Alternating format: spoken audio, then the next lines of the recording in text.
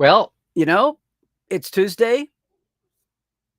This is Trekland HQ, and we are live. Boom. When Spock fans first got upset. Yeah. Today on Trekland Tuesdays Live with me, Dr. Trek, it's number 313. Right. Coming at you right here from the heart of Trekland through Portal 47 via Trekland Trek. For some sanity, clarity, and the big picture in all things Star Trek. So here we are back for another Tuesday. Welcome, welcome. And if this is your first time to join us on a Tuesday, I am so glad you found your way here. Hey, look, you got to check out the chat first of all. Now, we've got a wonderful TTL community from around the world, which is why I do this in the afternoon. So the Europeans and the East Asians up and down the coast can all be with us. So wherever you're coming from, make sure and say howdy do. Tell us where you're coming from. Give us a weather report. Give us the latest language update, whatever. So glad to see you. I'm going to be talking on my little soapbox topic for a few minutes. We'll take a quick break. We'll look at some Parrot Analytics TV stream ratings for the US. And then I will turn full blast to the chat. Okay, so I'm not ignoring you in the beginning if you're new. Just to know that if you are Facebook, you are only seeing Facebook comments, okay? If you're on YouTube and Twitch, you're seeing everything, just to say. Of course, if you're watching later on, you're not in the live chat anyway. But please make sure and leave a comment in the comment section later on, and you can even follow up a thread that you see from the live chat. But yes, glad to be with you again for another Tuesday. Here we go. We're back in the middle of Strange New World. I do want to say before we hit the topic today, I have a sub bar that I want to get into, and look at this. I'm so proud to pass the word on this. Actually, there's been several crowdfunders and Kickstarters and GoFundMe's happening lately. Was proud to help Frank Zanka out with his original comic series. I was very happy to help out our guest last week, Glenn Swanson, with his, for getting extra costs associated with his book, I Can't Wait. Inspired Enterprise. That's what it was. About NASA, the military, the Smithsonian, all their influences on the original series and spin-offs well into the 70s. Can't wait for that. And today I am over the moon to tell you about another very, very deserving crowdfunder. Let's just go to it here. This is right off her page, her Kickstarter. Look, Andy Richardson, Andrea Kindred, who was Gene Coon's assistant in the 60s, knew all the civil rights leaders, worked with Malcolm, Martin, and Edgar when they would be in L.A. as a young woman, lived in Australia the last 40 years. A lot of you know her story, especially if you've been. I've done all I could since, 2017, 2018, her first trip back to the U.S., and especially the last couple of years. Her book, she did a special edition just for her Star Trek story. She's writing her memoirs, the whole thing, including all of her years now as a storyteller in Australia and her fight with the indigenous folks of Australia even. She's putting her life in a book, From Slavery to the Stars, Personal Journey. She's crowdfunding this for an audiobook. If any of you were there last year at Star Trek Las Vegas, we had her on the Trek Files. You can hear her voice. We have video of that session. We did a 1-hour panel. I was so thrilled to moderate. She was such a hit. But hearing her stories and all in her own voice is amazing. And this audiobook project would go a long way toward fulfilling that. Now, you can see she had this very humble goal there, and she's made it already. So what's going on? Well, she's got 9 days to go. If there was anybody deserving of having her crowdfunder go over, because there's always incidental costs. You're talking about a very humble amount here. I just want to make sure. I told her I would help boost it. She got out of the gate so fast that it wasn't like critical, but I would be remiss if I did not. Oh man, what a force of nature. What an incredible story. What a wonderful, warm-hearted person. If you had the chance to meet her live, if not, just watch our special videos of the Trek Files. I think there's video of the panel we did out there too, but you can see her video on her site here too when you get over to it. We'll get the site up in the chat, but just From Slavery to the Stars, just jump on her keywords here. and we'll get that up before the end of the show and later on, obviously. But yes, she needs a shout out. She's got 9 days, not the biggest campaign. That's part of what's charming about it. She's she's being very humble with it. Her book itself has already been pre-ordered and funded that way, so yay. And of course, once the initial pre-publications, her self-publication is done, she's still looking for a major publisher to pick it up and run with it. And it would be very deserving. She's been through the mill. She's had editors work on it. I've read it in a couple of stages. Some other fan historians have read it. She's had a couple of professional copy readers at it. But this is a campaign to produce her audiobook. And there's perks. So I'll let you check that out. I will let you check that out. Yes, so check that out when you can. Our main topic today, we'll let the ambulance pass. Our main topic today is something that's come up organically. Strange New Worlds, I mentioned. A lot more of the world is able to see it.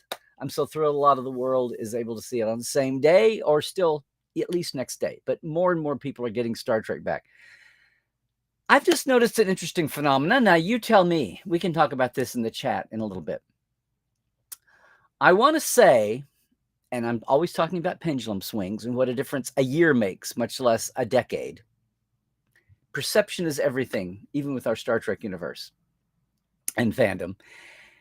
And last year, when Star Trek Strange New Worlds premiered, it was the result, remember, of an organic campaign, nothing manufactured by the studio. It was a groundswell that sprung up the minute, not even so much the minute Ethan Peck got on screen as long-haired Spock in season 2 of Discovery, but the minute Anson Mount hit the ground running as Captain Pike. It was Anson. It was the way they wrote him. People wondered why you couldn't write this the year before.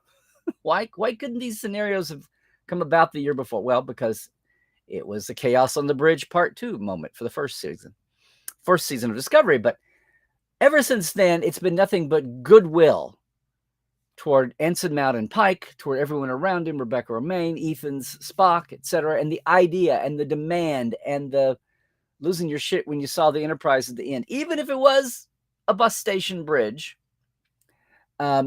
even for the idea. The fact that it was going to come was another fandom triumphs moment there. Fan ownership. It's also voting with your dollars, and any idiot, any capitalist media mogul worth his salt is going to follow the money.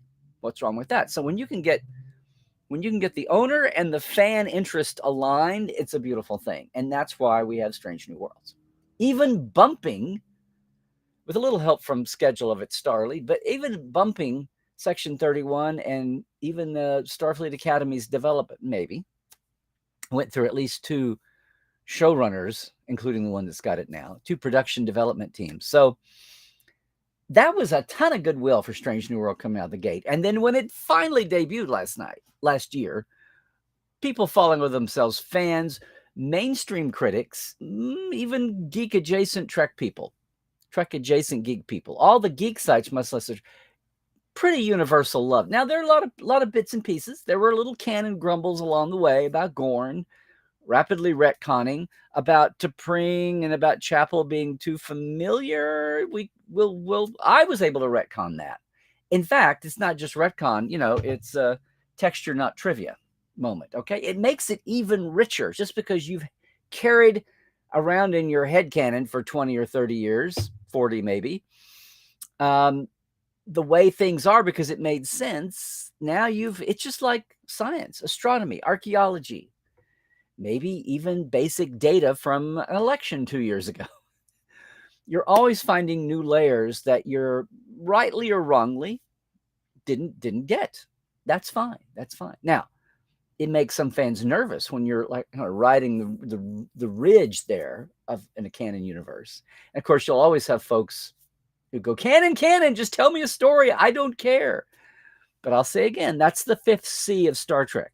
There are lots of franchises where you have great concepts, great characters, great casting, and even great commentary. I still say it's Star Trek's canon without having to resort to multi-universes or having it baked in the DNA, that's Doctor Who. That's cool. Change. I'm still saying that's what makes Star Trek unique among all these uplifting franchises of fantasy. And I don't mean capital F fantasy, you know what I mean? Science fiction fantasy. The real strange new worlds that are out there that fire our imagination and our hopes and dreams and faith in the future and want to live us, give us faith that there will be a future, which has been Star Trek's mission since day one, 1966, or even day one, 1964. Although I tend to think it was baked in the cake and not as overt. We've talked about that on the Trek Files. Looking at the birth documents from 1964 and even into 65, both pilots, no one's talking so much about what a brave new world of optimism and diversity and all that. That kind of grew and had to be made obvious. And I say all that because when you talk about IDIC and diversity and infinite combinations and infinite diversity, you're kind of getting back to the original hero, the original breakout star, the original breakout aliens of Star Trek, of course, Spock and the Vulcans. And Spock and the Vulcans are what drove really an awful lot of, if not in the initial wave, a chunk of the initial wave. But after Star Trek was dead, when your adventure show lovers passed on, when your sci-fi of the moment geek kids maybe passed on, Star Trek had such a hold. Nothing like it had ever been seen before, which is why we still have it 60 years later. Star Trek opened the door for Star Wars to be a franchise. And now we think about franchises. And that was a concept that didn't even exist until the early 80s, mid 80s.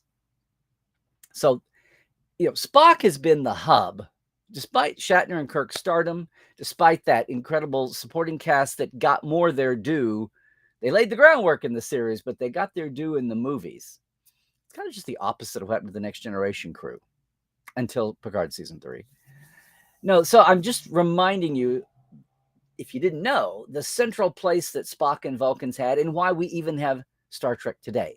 It also was the reason why, led by Vulcans, Gene did not want to touch anything of the original series, touchstones when they created Next Generation. We talk about this all the time on the Trek Files.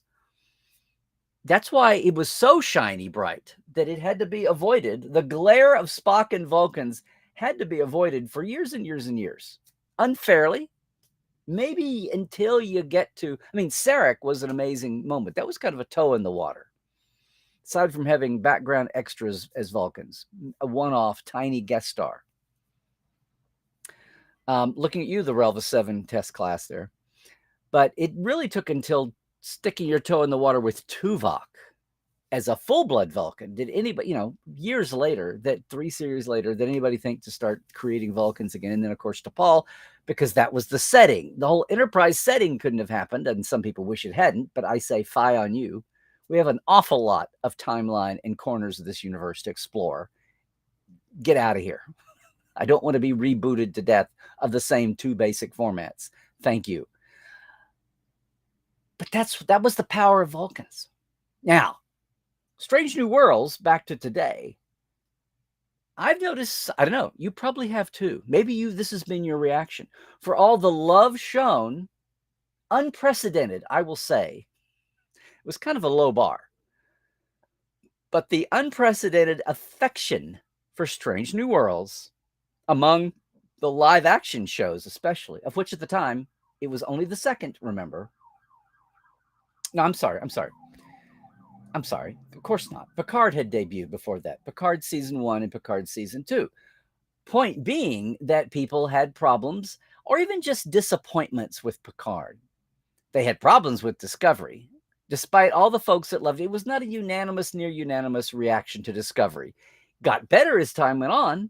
Tried to illuminate the arc of Discovery here. Picard melted down the world. Internet just boiled over when Picard was announced, right? On that Vegas stage back in 2017, was it? And then some of the promise of Picard didn't quite fulfill as big a path, as big a swath of fandom until 3rd season, maybe. Strange New Worlds is the one that broke the mold for out of the box, oh my godness. And we remember that. This is just a couple years ago. This is just a year ago. And yes, there were moment-to-moment moments where people were a little nervous about threading the needle there on canon. People were happier, especially even just the bridge redo from what you saw in Discovery. and madly trying to justify that. But as a whole, Strange New got all this love. Now, after a year of waiting, I'm seeing all kinds of cracks in that wall o' love. Part of it, I think, had to be with Picard Season 3, seemingly, although I keep reading folks who had problems with Picard Season 3. They were angry about it being such a nostalgia fest, and we've talked about that here too. Clearly, Picard Season 3 is the season that has resonated the most with folks. And even with the flaws in the methodology, even a clunky methodology, but a brand name like the Digital Nielsen's made news for having a Star Trek in its top 10 twice. One of them during rerun season after the finale had aired for Picard Season 3. Now, we've been following the Parrot Analytics here, their numbers, which is not direct viewers. They're not trying to do that, trying to measure it by internet popularity, which to me skews it already to folks who aren't watching or using the internet. But having said that, that's kind of apparent and true there too. Is this reaction this season to Strange New Worlds with one show out of the gate? I realize, and I'm always cautioning about don't judge. I'm just struck by how, and here we go. Bottom line, does it feel like the reaction to Strange New World is far more critical than it was for season 1? Is that the new has worn off? Is that the bar from Picard Season 3 is so high and fresh in memory that people are comparing the two styles? Because look, you're going back to what's amazing here is Strange New Worlds is still among even the animated series. Strange New is the only basically standalone series that's out there, right? Which is, remember our old bugaboo about serial storytelling? Well, I think Picard Season 3 maybe be the high bar for that accomplishment as well. People don't even think about Picard being serialized now. People were overjoicing when Strange New reminded the new world, anybody under 30 or 40, what standalone storytelling looked like with running arcs, but not the running arcs being the A story of each episode. They're lingering back there as the B and the C and the D. And there is still a standalone story that's unique to each episode. And that's cool. What I'm getting at here is I've seen 2 or 3 threads, again, purely out of number 1, folks who saw episode 1 and 2 at Astra per Astra, which is coming this week. Some folks who have gotten the screeners, some of the reviewers and people with privilege, and they've watched the first 5. But watching the reaction to season 1, you would think, yay, we've been waiting a whole year for this. Picard, even a lot of the folks at Picard Season 3 was great, but Strange New Worlds set my world on fire. It's my jam from last year. Can't wait. Now, I've seen people disappointed that Pike was not in season 1. Now, I did my second opinion. If you didn't catch it, we were a little rusty getting out of the gate, but it's been up since Sunday. If you haven't, I urge you to go over and watch this second opinion since, well, the hiatus break. And I talk about some of these issues, but that's a short format. That's only 15, 20 minutes. I just wanted to get into history here. And yes, I am going to get to our topic because here's the deal. I've seen people talk about the ship. Spoilers. People talking about the fake starship that the pirates, the Broken Circle pirate group, Klingon Federation races, outcasts and outlaws have cobbled together on this border world. And why is it the same ship that's docked next to the Enterprise at Starbase 1 back on Earth? Ha! I'm just going to say we retcon this. Well, that's they've taken that number. We didn't see a ship name on either one. Why was it docked upside down? That was interesting. There is no up or down in space. Only relativity. That's a thing. Why was this supposed to be Spock's first in command? He was filling in for Pike rather than all the ballyhoo around Galileo 7. That's a little more problematical. It's even a smaller mission. It was an accidental command. Do you call it a command when what you've really done is steal the ship? Does that count? No. Clearly, Spock was in command on the Great Talos 4 Pike heist. in first season original series. Does that count as being in command when we're nudging things all over the place here. First season, you had the Gorn situation. We massaged that. Gorn captains are really old compared to all the new hatchlings, and they're a lot slower than all those hatchlings. That's a survival tactic, and you are just spastic and fast motioned like that as a survival tactic. And it's a survival tactic to go find and kill anything you can and lay eggs. By the time you get to the Gorn captain's age, we saw in Arena, you can be slow moving, and you have to be. A society couldn't be technological and expand and grow and be stable if all you saw if that was the life cycle we saw at adult stage last season. Now, we're going to be getting more Gorn background, apparently with Cestus 3 right there on a map in Gorn territory. I don't know why it's confusing 7 years later. We'll see. No, the thing I started to see most off this year, the criticism was about Spock. And about Spock, even though we threaded the needle last year, I was happy. I made it work with what we know from Amok Time, what we know from season 1, what we know about Chapel's return, her unrequited love, which has gone from being a thing in the 60s to looking icky in the 90s and the odds. And now just people going, whoa, wait a minute. We love Jess Bush, but now how does that reconcile? Okay, can still do that a little bit. What people I saw objecting to this week is Spock just getting more and more intimate and chatty with his love life, with his biology, as big an issue as it was in Amok Time. Now, what I'm saying here is, and Spock being emotional, Spock crying, Spock tearing up. Now, famously, we had Shouty Spock in the Cage, 1964's Cage. We even had, yes, one of your Earth emotions, big smiley chest Spock, even at the beginning of Where No Man. And occasionally getting really angry still in the second pilot. Occasionally having lines like, the alternate Kirk, the other Kirk imposter, had some interesting tendencies, wouldn't you say, Yeoman? Kind of creepy Spock even. 3 and 4 episodes into the original series run. Point being here is the same thing we said about Spock, thing I said about Spock first season of Strange New is what I'm saying now. Just because it's been a few years, we're still seeing a Spock, again, not settled, a Spock. In the old days, they would talk about trying to juggle his two halves. Well, he's trying to juggle the two halves of living in two different societies, cultures, sets of expectations. But I've seen a lot of fans really upset that he is this emo. And I would just say that didn't have to end with what happened 5 years earlier, 6 years earlier with what we saw in the Cage and even flash back to. Even what we saw in the short treks with number 1, Una counseling Spock on his first day on the ship, right? That was even meant to address some of what happened to Shouty Spock. What happened to Smiley Spock from Talos 4. It's not an overnight deal, folks. My bottom line here is it's not an overnight deal. It's not an overnight process. We still see Spock being emotional as he steals Pike in 2266.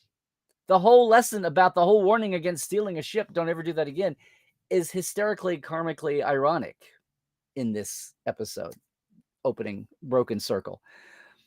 What I'm saying is it still feels like there's plenty enough stew. There's plenty enough flux in the Spock character to last. Good God, people.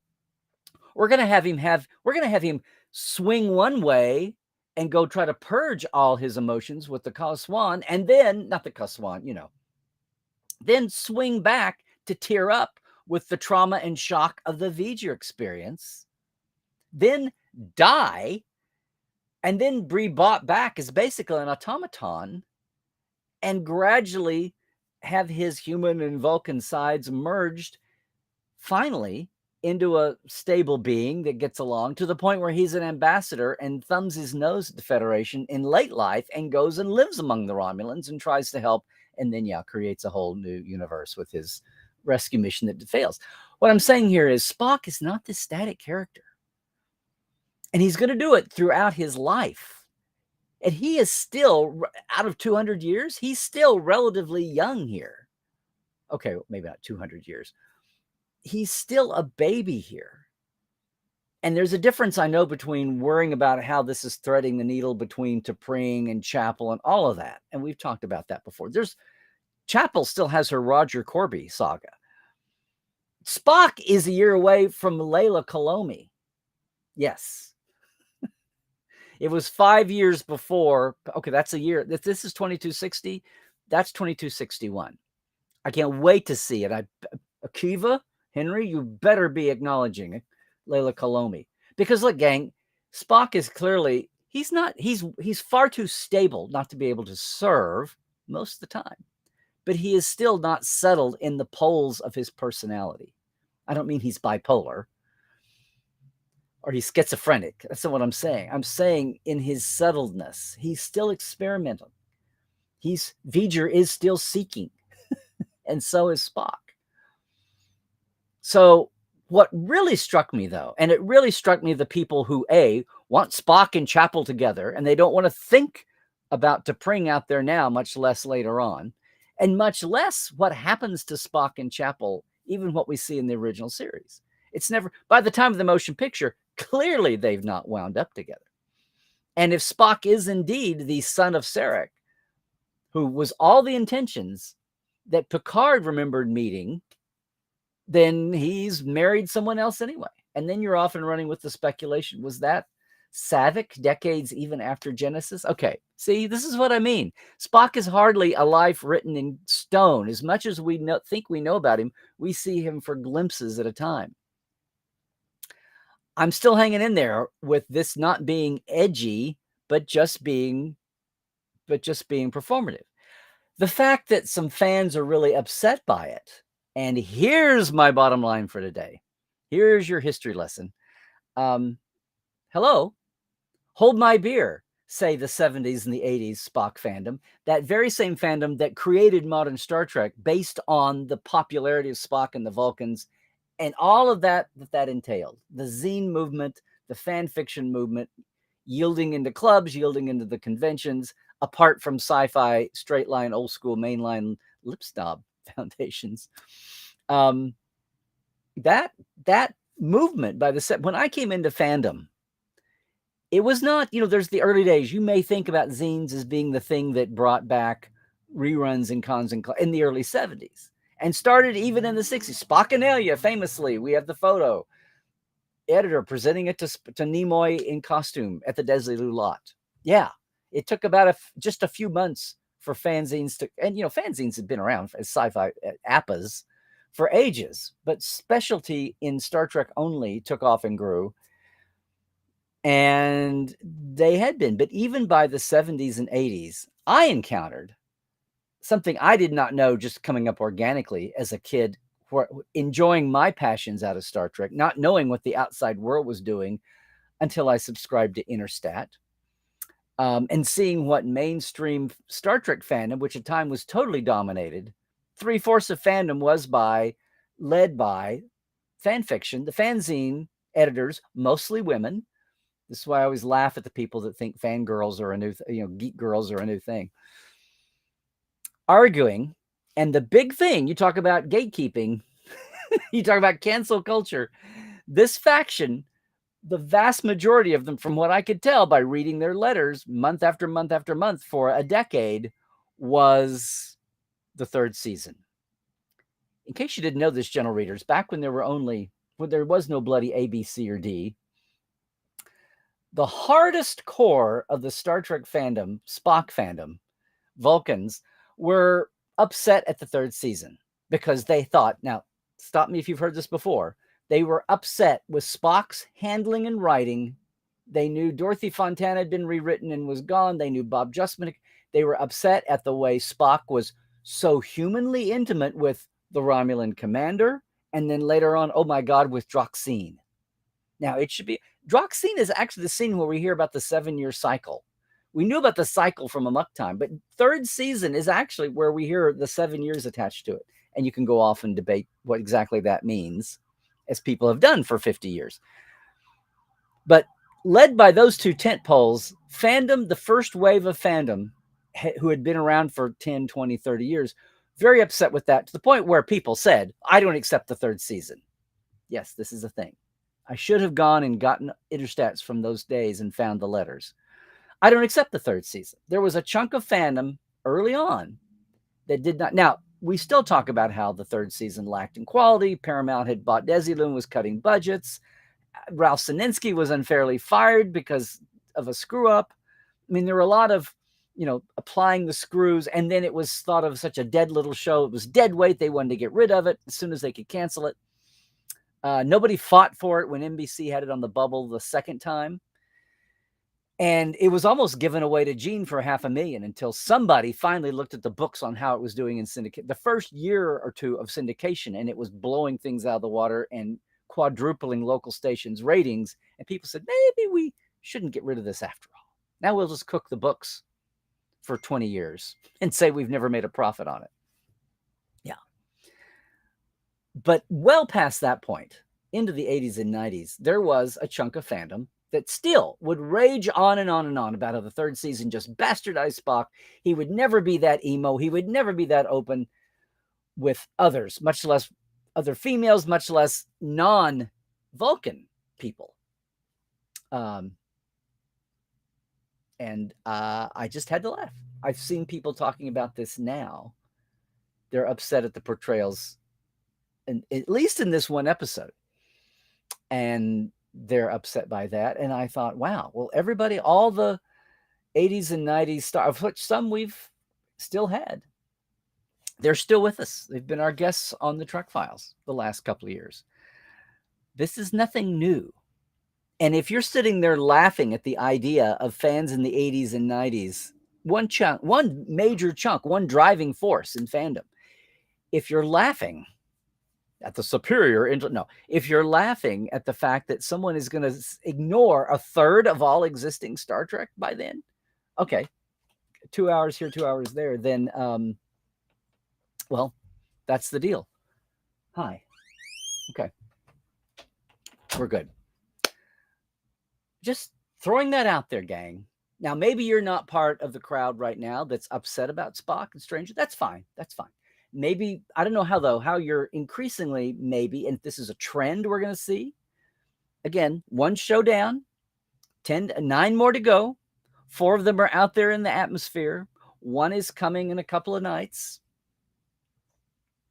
If this persists, we'll see. But just so you know, when you encounter that, even if it's not your core feeling, when you encounter that out there in the fanoverse, just know they were saying the same thing in the 70s and the 80s. And if that is laughable to you, like the original series is just one big chunk of titles. It's just several lines in your Netflix queue, or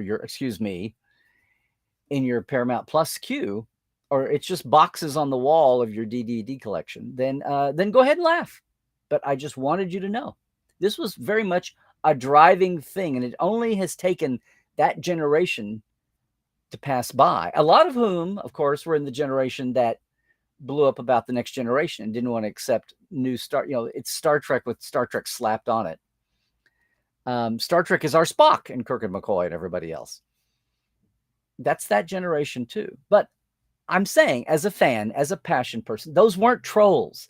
They were certainly not bots. Those were fans with feelings who cared passionately about this character, this concept, this species and culture of people who felt like it had started off awesome the way they first glimpsed it, even live on Thursday nights and Friday nights on NBC. First run viewers who felt like they had been betrayed by what they could perceive overall as a decline in quality of the show, and didn't feel beholden to do it. And even some of them, as a caveat to writing to save the show, or of course, Star Trek Lives, be part of the 10-year revival effort that finally got a movie that had an awesome Spock moment, overshadowed by all the other production problems of the first film. Again, see the 4K restoration. It's finally the movie you have not seen for 40 years. That was a rough cut you saw in 1979 and paid good money for 5 or 6 times, maybe. Yeah. Just throwing that out there. Just throwing that out there. But I've increasingly seen this week more critiques of this first episode, and maybe it's hyper focus on one, and by the time you get the whole season, things will even out. Maybe. But that's a thought that struck me. I've seen the trend. I saw the specifics of the trend, and it made me think of my first year in senior fandom, when I broke through and found out where all the cool kids were hanging out. And some of the cool kids were really, really fixated on this. I mean, really fixated on this. And you know what? This is why I've laughed ever since. The infamous 1986 Saturday Night Live Shatner hosted guest starring Get a Life sketch. I laughed at that all the time. I watched that. All they had in the audience were the pimple-faced teenage boys in their t-shirts. I watched that and I said, where are all the middle-aged women? That's the mainstream of fandom that I knew. But, you know, New York kids, New York writers, that wasn't going to happen. Well, gang, that's it. I didn't know how many of you were aware of that. If that had occurred to anybody, if you were even conscious of that pushback. Again, I've seen all kinds of little canon harumps and hiccups and people, and we're already smoothing some of them down.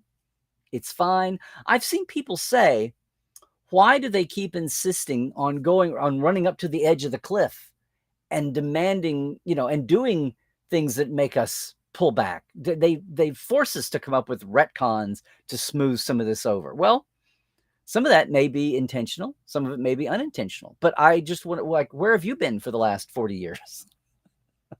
That's been Star Trek since day one. It feels like occasionally you stick your head out. The people who didn't enjoy Star Trek 4 because it was running around on Earth instead of running around in their universe, postulating more background and universe building, world building canon for anyway. That's it, gang. What do you think? What do you think? Has anything I've said struck a nerve? Has anything I've said made sense? Were you surprised? I'd love to hear from you. And if you're watching us later, once again, I'd love to hear in the comments anything that I've had to say, how it struck you, what your reaction is.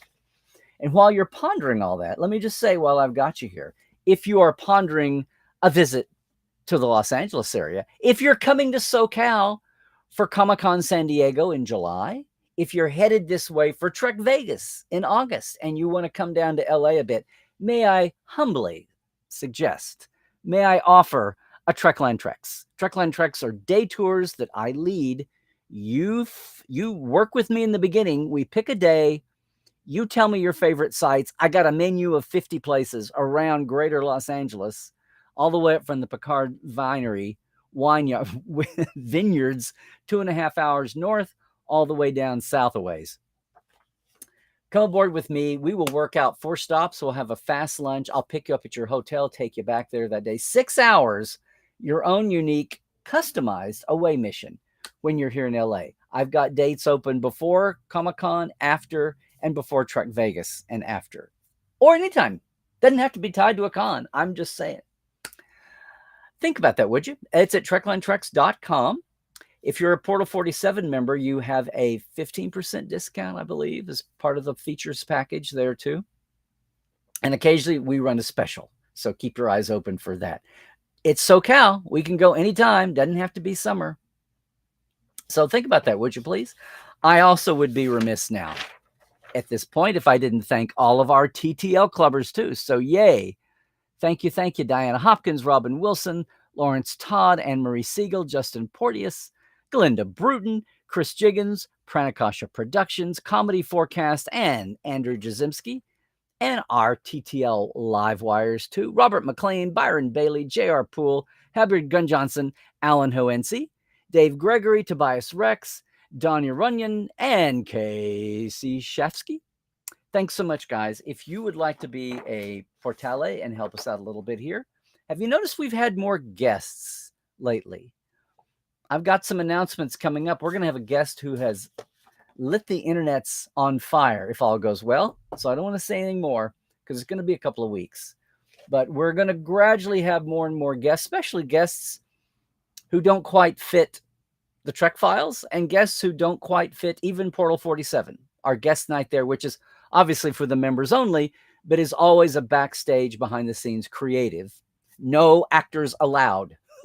Giving these people a voice and giving fans an eyeful and an earful of their personal photos and works and memories and insights of their own work and the work of those around them over the years. For all of us backstage people that don't nearly get enough, even in this age of podcasts and expanded conventions, still so much Star Trek out there that you have no idea about. That's Portal 47. And coming up, we will have more guests here on Tuesdays Live for you. I appreciate the support here only through my Patreon for that. So $5 or $10, very easy level, patreon.com/Trekland Live. Love for you to go over and check it out. They take it at the end of the month. It's kind of like PayPal, but not. It's built into Patreon. Please check that out. And thanks to all of our Patreoners for doing that. Meanwhile, around the interwebs, there is, of course, since it's Tuesday, also a Tuesday twofer starts with the Trek Files. And we've got the great Darren Doctorman as our guest this week. The letter that let out for bids the Enterprise D, the big one that comes apart, that undocks, the little one that was meant for faraway shots, and all the visual effects shots that Bob Justman intended to do the 60s in the 80s didn't quite work out that way. They let for bids for the startup visual effects shots and building the actual models of the Enterprise D. We've got the letter, we've got Darren's reaction, and a lot of insight about the world of visual effects in 1980 and the next generation and what it looks like today. Check us out, the Trek Files, wherever you get your fine podcasts, or podcast.roddenberry.com for all the Roddenberry podcasts. Our documents are at our Facebook page, the Trek Files, and of course, we are the only podcast with paperwork, not homework. That's all cool. Hey, we've got our TeePublic store, which has 2 sales a month. I don't always get the notice out there, but if you want some swag from any of our Trekland brands here, including the Trek Files, Cadet Alice, please check that out too. Might be a sale coming up. You never know. Watch all my channels, which are, in fact, Larry Nemechek on Twitter and Mastodon, Larry's Trekland on Facebook, Instagram, and where you are right now. Like and subscribe, and ring the bell. Don't ever get left out. And I mentioned Portal 47. Would love to have you in there with all the Portales every month. All the packages, all the features in the package. You can check that out and see yourself. I am so excited. In 10 days, and I don't have a holder, going to be at SoonerCon. My schedule is up and done, and it's going to be Cadet Alice's debut at a convention. Very low key. Don't worry. We're not abusing our young talent at all. As low key as Cadet Alice, our show is. But I'm excited for that, and a trip back home too to see family she never gets to see. So that's exciting. If you're in that, I don't know, at least 5-state area or larger, SoonerCon is growing like leaps and bounds. It's anime, it's cosplay, it's good old hardcore sci-fi, it's media trek.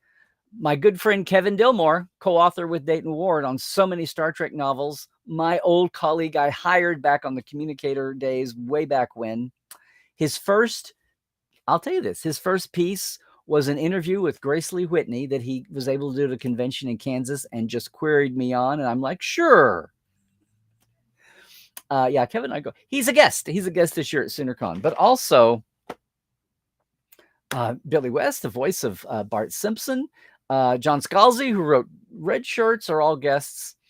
So I'm urging you, if you haven't done so already, it's fairly easy. It's right on I-35 there in Norman. Come down. I mean, there's my old school SoonerCon bag back there.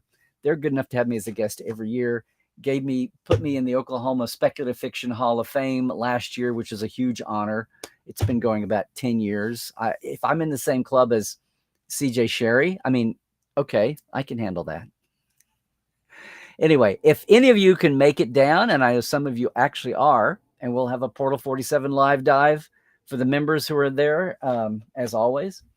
Can't wait for that. I cannot wait for that. Now, here's a special announcement, though. Because of travel next week, we're not going to do. We will skip next week for Tuesdays. I rarely do this. I usually try to do it even in a travel week, but because I've got family all the time, Janet's with me and Alice, I am not going to try to do any live streaming. I mean, unless it's at the con and we do some moments from the con. Otherwise, no produced shows. So no Trekland Tuesdays live next week. The week after that is the 4th of July. I've got plans with my Will Rogers side. So the next week after that, we're going to have a Trekland Tuesdays Wednesday edition. So July 5th will be our show after that. Then we'll be back after that. I believe I'll be on the road, but I think I'll be good for live streaming. Tentatively, we're going to have a guest that next week. My first show back on Tuesday. We are planning to have a guest who will tickle your funny bone. And I can't wait for that, but I don't want to say any more. We're so far out. All right. That's it for today, gang. Thank you so much. Check us out on all the places. Thank you so much for your Patreon support. Thank you so much for everything else. Check out Portal 47. Think of the Trekland Treks. These are incredible days. We'll be watching Strange New Worlds this week. We'll see what they do to Spock, even as the spotlight is going to shift. Or will it totally to Una at her trial, as we all can see is coming down the line. That's not a spoiler. So what do I say? I'm going to be traveling. You're out and about. Please stay healthy. Do all the things. Stay woke. Check your sources. We're getting back into the thick of it. And just for now, especially. Trek well, everybody.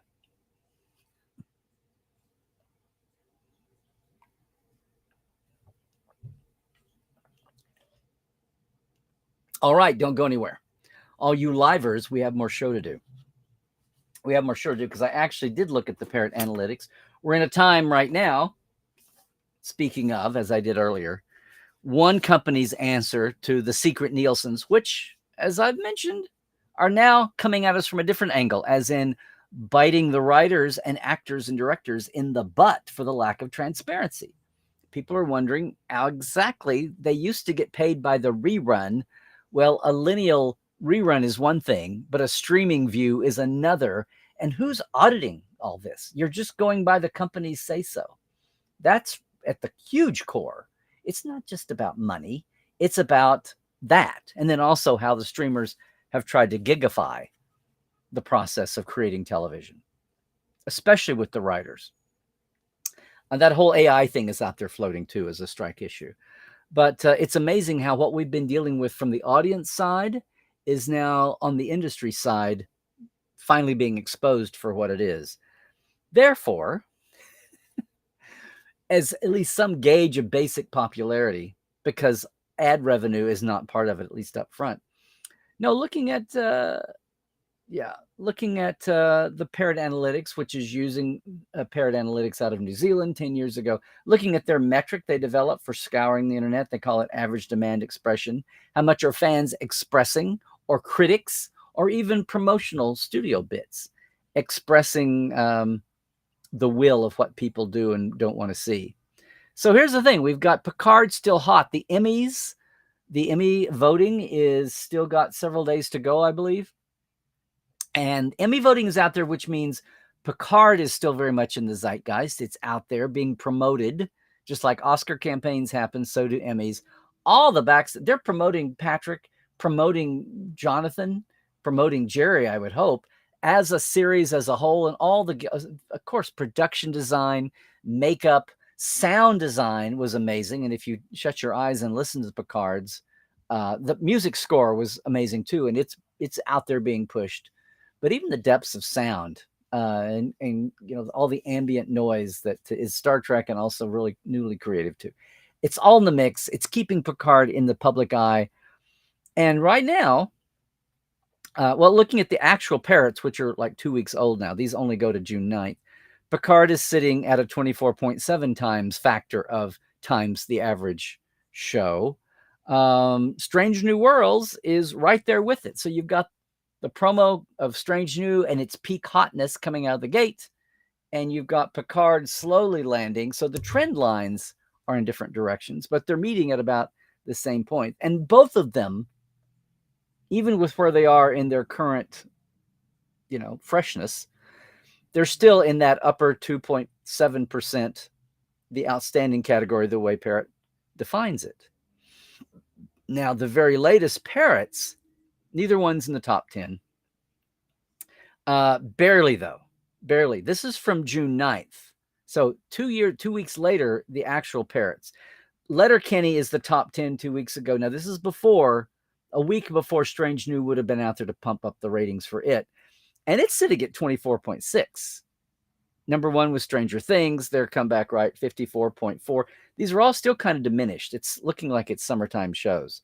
Ted Lasso, Mandalorian, Titans, Manifest. The Witcher, I Think You Should Leave with Tim Robertson. Why not somebody else? You and Mrs. Maisel and Letterkenny. That's the digital onlys. Stranger Things, Ted Lasso are in the top of the terrestrials, which again are SpongeBob, The Flash, South Park, Game of Thrones, Stranger, Ted, Sesame Street, Succession, The Simpsons, and One Piece. Now that's the 2 week. TV Geek has a license now on the most prominently recent. The trend line on Picard is down. The demand score is sitting at 33.1, which is lower and fresher than that one from 2 weeks ago. Its trend is still up 9%, which is probably reflecting that Emmy category. Strange New, as the hot show coming into its finale, into its premiere, its trend is its trend wave. It's sitting at 29, which is a little lower than it was 2 weeks ago. I don't know why, but it's certainly in that just outside the top 10 overall look. Its trend line is actually down just a hair, but we'll see what that does. This is ending. Can't see a date here. This is for the last 7 days as of today. So we'll see. That's what we're going to look at for today is Strange New. Do you really think it's going to wind up having its new worn off and not be as popular as first season was? Is this just settlement glitches and whatever? Is the final jury way still out? Do you think this is all a bunch of hubbub and you enjoy Strange New just as much as you did last year and you wonder who these people are? Do you really think there's a troll army out to bring down Saturday Night Live, at least as far as all the algorithms and the math are concerned? I don't think so. We've yet to see Paul Wesley, the slightly retooled Paul Wesley as James Kirk. I don't need to have any Kirk in this series, but they're insisting on having it. So, okay, fine. That may be one of my biggest weirdo moments. Anyway, for all of you keeping score at home, I guess this will be our reset moment. Let me know. Let's talk about that. This whole situation, though, of seeing more criticism of Strange New World now in a sophomore season, is that inevitable? Is it inevitable after Picard season 3 blew people away, raised the bar and expectations, and people have short memories? I don't know. What do you think? Are you really upset about the way Spock's being treated? I'm re-scrolling. We'll see what's happening, gang. Good to see everybody. And once again, if you're new to us, please sound off, stand up, let us know it. Let me know it. I may call you out if it looks like a new name to me, but I could be wrong. I love to know where everybody's coming from, especially our new folks. And so I've officially re-scrolled. Doralta, I've heard that you're having heat wave across Europe. They're having a heat wave across the southeast U.S. And we in the West Coast are having the haziest, foggiest, and it's finally going to start changing. We've finally had some 80s Fahrenheit days. But this has been the latest June gloom and the earliest May haze. I heard a new term this year. We had June gloom starting in April. And it's been a really overly wet, which means the fire season come fall is just going to be horrendous for the underbrush this year. So wherever you are, I hope you're coping with the weather. Back in my home state, the whole Tulsa, northeast part of Oklahoma had straight, not even tornadoes, straight winds of over 100 miles an hour. There's tons of power lines down. The governor took a day and a half to do a disaster declaration because he's in Paris. taking some flack for that. And they're dealing with no air conditioning and power in 90-degree days and good old 90% oaky humidity, I'm sure. Okay, well, happy moving, Tobias. I hope everything goes well for you, and safe move there. Thank you, guys and gals. You saw it early on, but thank you, Scott, for getting Andy's Kickstarter in. There it is. Shouldn't have been too hard to find. She kind of goes back and forth on her names. So it's Andrea Kindred. Andy Kindred is her short nickname. If you read all your 60s and 70s Star Trek background books, like The Making of and The World of and Inside Star Trek from the 90s, you'd know her as Andy Richardson. There you go. But thank you for that. Oh, and there we go again. Okay. I am, let's see. Oh, I'm getting through the hellos, everybody. Looking for actual questions. Yes, there's a verdict for exactly, Cairo. Robert knows what's up with Andy. Yes, she's amazing. Really is a force of nature and a living legend. I don't know how many. She's humble, but she's that's the people who are most aware of their power. They're able to be humble, knowing, the thin-skinned people who have to wear it on their sleeve, the tin-plated dictators with delusions of godhood. They're the ones you have to watch out for. We've had more than our share of those lately.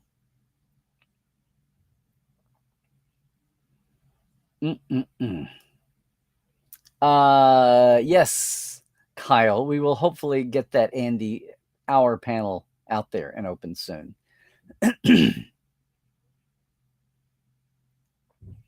Okay.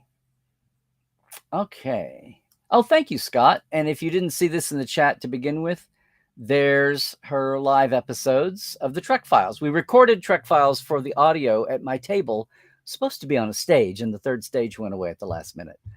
Supposed to be for a room full, but we still did it live. We have an awesome video for 2 episodes.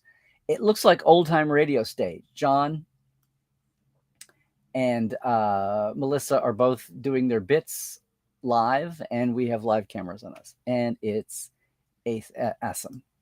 I'm doing an experiment today, Christoph. I'm showing you more of my ugly room.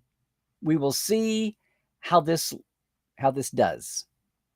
Oh, and here you go, part 2, the second episode. Oh, Tobias, I'm sorry to hear this. Well, maybe maybe the clone would have helped out your prime self. And Maria, hello, and glad to have you up with us from Brazil. Very good.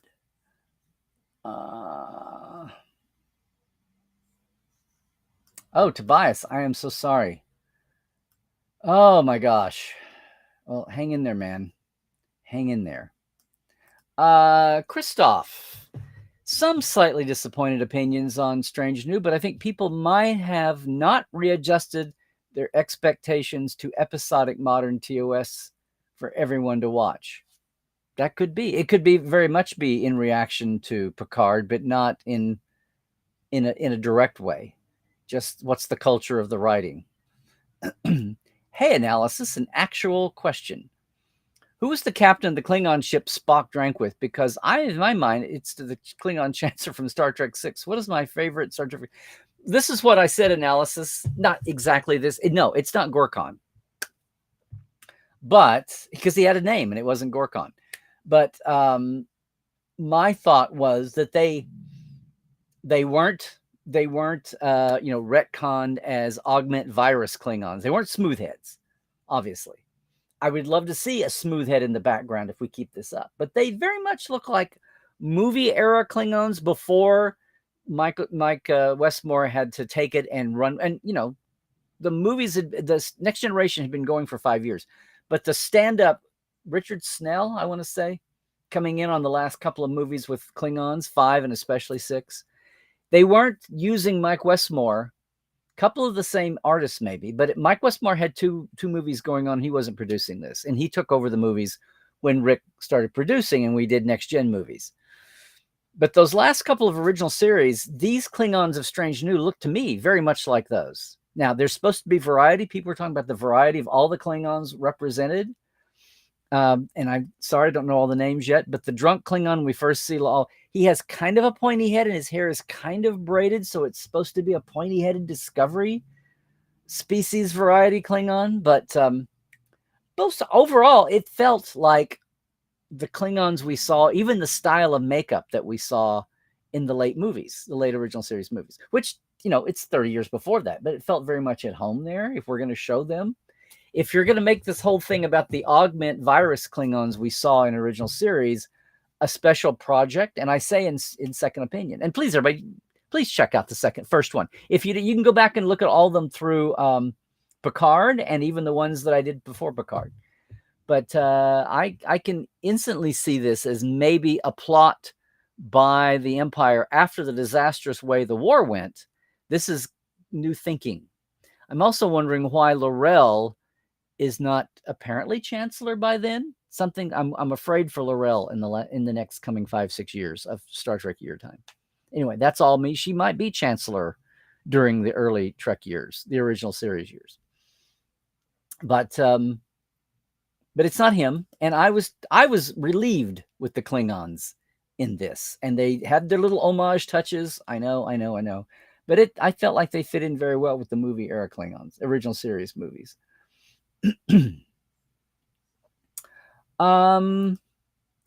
Scott. Picard Euphoria. Exactly. Which you were afraid of. You love Strange New World 201, felt more adventurous, more personal, more epic, physically and emotionally. I think it's off to a great start.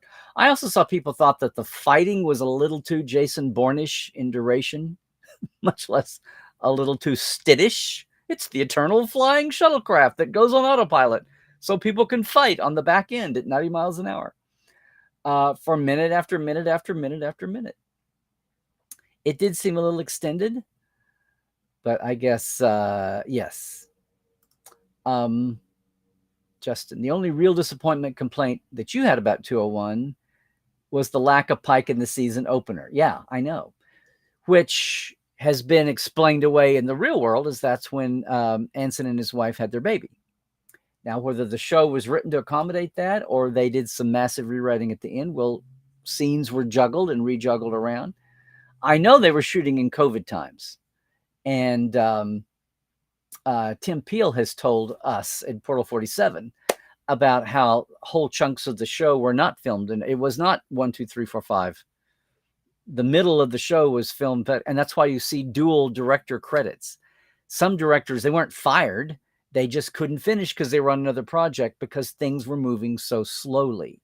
It's kind of amazing. And this is what I wanted to hear, Christoph. You really did get Strange New at the same time as the US. You planned it for 9 a.m. Central, which would be midnight here when we see it. And it came 2 or 4 hours late. Oops. Okay. But there you go. You're at least in the same day cycle. Right. And there we go. You beat me to it while I was beating you, Cairo. Yes. Anson wanted to see his baby born. And then he had time to spend with her at the beginning. Exactly. And you're kind of aligned in our time zones, Maria. We're not that far off, right? Are you Eastern time Brazil, or maybe 1 or 2 over? There we go.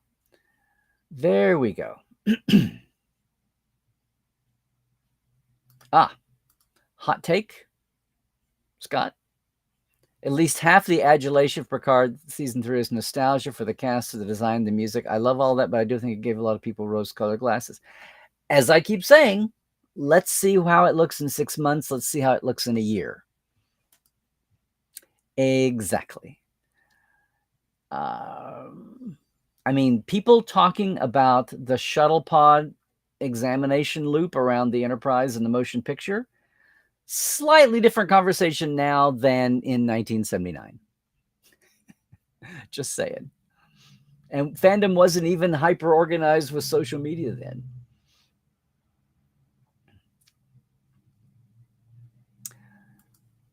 You know what? You're right. I blew right through that, Scott.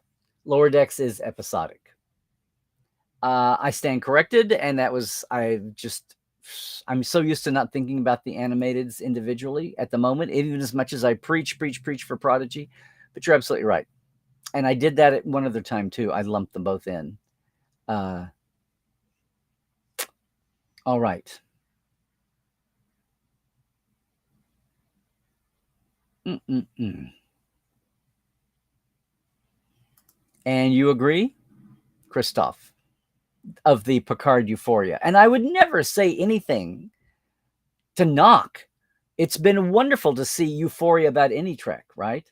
It's been wonderful to see people excited for Captain Seven and all the potential. As much as there was even a kind of a pushback about Terry being a little misogynist or not openly genderist. And someone said, excuse me, he has set up a new series where the two leads are both LGBTQ. Whether they're going to be a couple or not, that's the two leads. And people of color. I mean, it's like he set up a very diverse cast to spin off here. It's not continuing 80s formats exactly. And thank you, Scott. Just in time. There's the link for the Broken Circle. Boom. The Memo TTL has started. Yeah.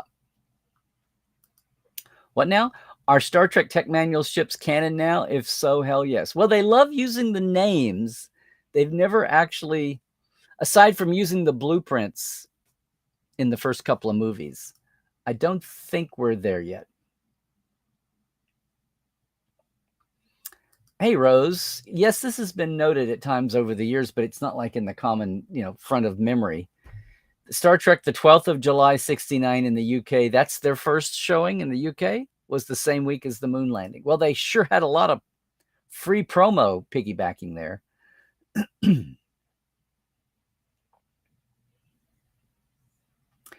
This is what I'm saying, Scott. This is where I'm saying. There's going to be a lot of events. Look, we know T'Pring, Chapel, Spock, and maybe Mbenga are going to be in a much different place as we meet them later. That's still 6-7 years ago. My God, how much can change in 6-7 years? How much has already changed in the prior 6 years since we first met Pike and Spock and number one in 1954, in 2254, and 3-4 years before we saw them again in Strange New Worlds, which has now been a couple of years before now. It's basically 2260, and we are 5 years away from Where No Man and 6 years away from the Man Trap. But this is what I'm saying. Even people saying there was a Vulcan loot. I still can't quit saying Lirette. A Vulcan loot in Spock's quarters last season, so Mbenga didn't give him that one as a first, unless that was more decorative, didn't really play, and this one really plays. I don't know. I do not know. Hey, Just Rosie.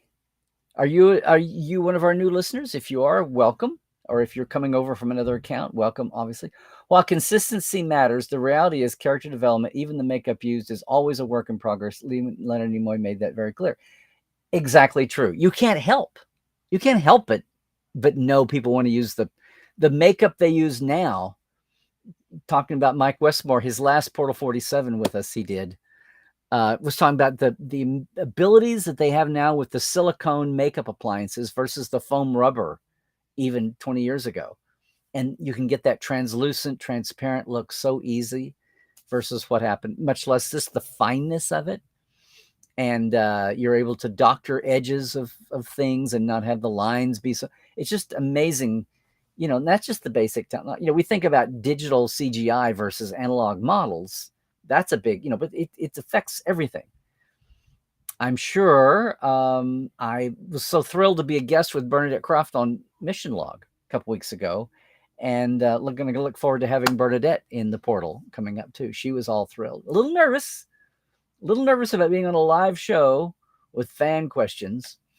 In fact, our Portal 47 guest tomorrow night, Crescenzo, the DP from Picard, who worked with Jonathan, but also had done several discoveries, he was a little nervous about, he's like, now I don't know trivia. And it's like, no, the trivia is what nobody else does. Like, what was your choice?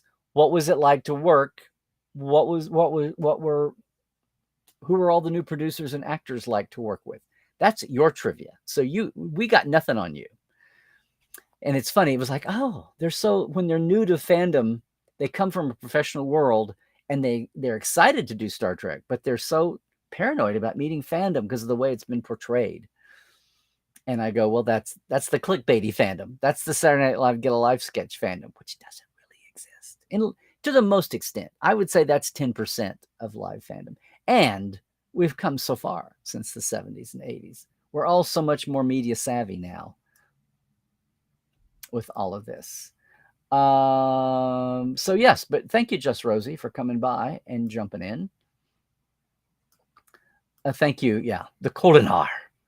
It just got away from me. Of course, I go to Khan Swan, which is the Refusion. That one I would call up. Let's see. Thank you for sharing your Trekland Tuesdays live viewing experience with us here, Christoph. Yay.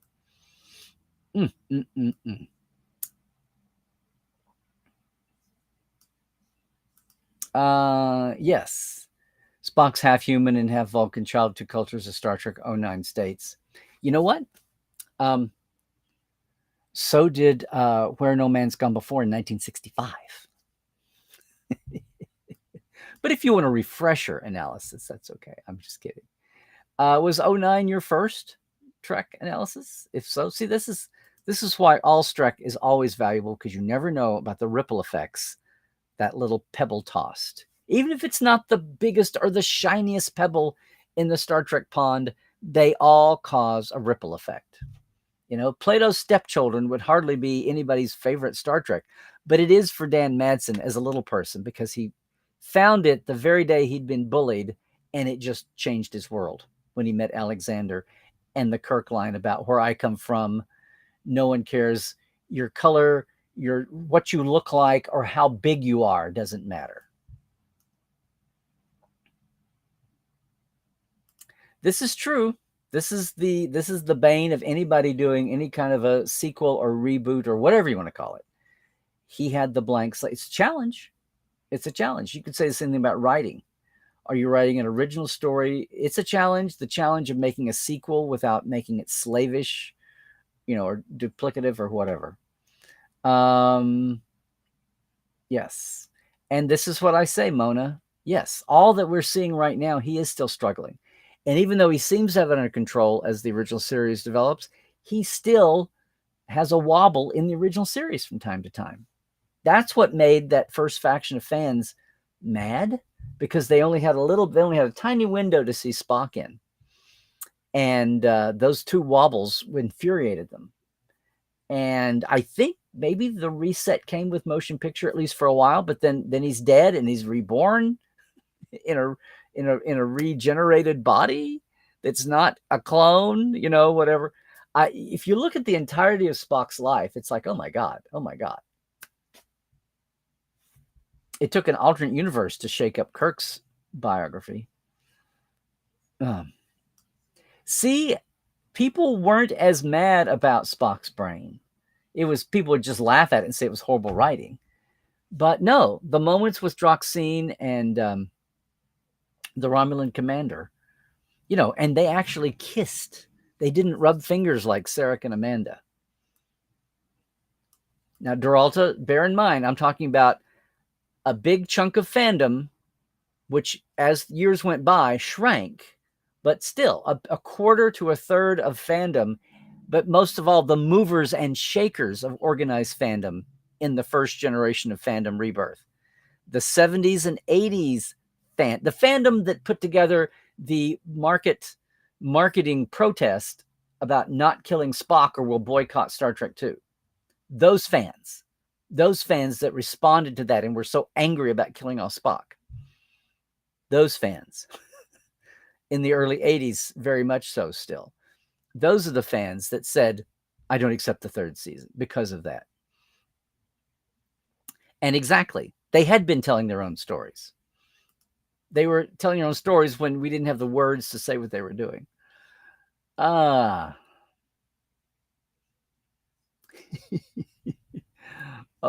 analysis. You really like bringing up these old chestnuts, right? Well, the animated officially wasn't canon for a while. And then it was again. And some of us dealt with it the whole time as if it was. Yes, I can't wait to have Jeff Mandel on as a guest at some point on one of the shows. And I'll get out my our correspondence and post it.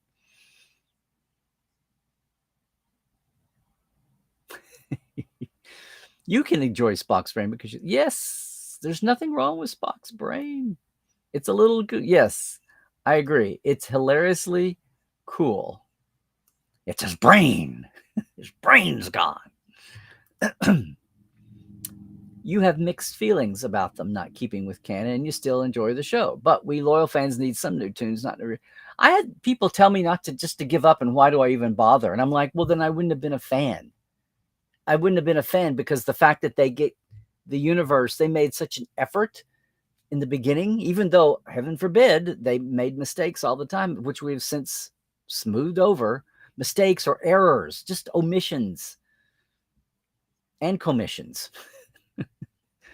Totally unintended bits and pieces. But, like it's so funny in the very last episode when Janice is in Kirk's body, and Janice is going to keep the body and kill off Janice in Kirk's body and is going to execute him. And Chekhov and Sulu jump up and says, wait, there's no death penalty, only for General Order number 6. Well, it was General Order number 7 from the menagerie. It's like, well, you guys got so close and yet so far away. But we say, oh, Chekhov was so excited he misquoted it. He was one off. Happens to all of us at times. Thank you, Rose, for doing that. Yes, we are monetized. You can now tip. You can now tip me for this. I appreciate that. Yeah, I'm with you, Christoph. Now we can have one-off cameos pop by. LaForge can come visit his daughters. Picard and or Beverly can come see Jack. That can happen. Worf can come see Raffi, apparently. Mm-hmm.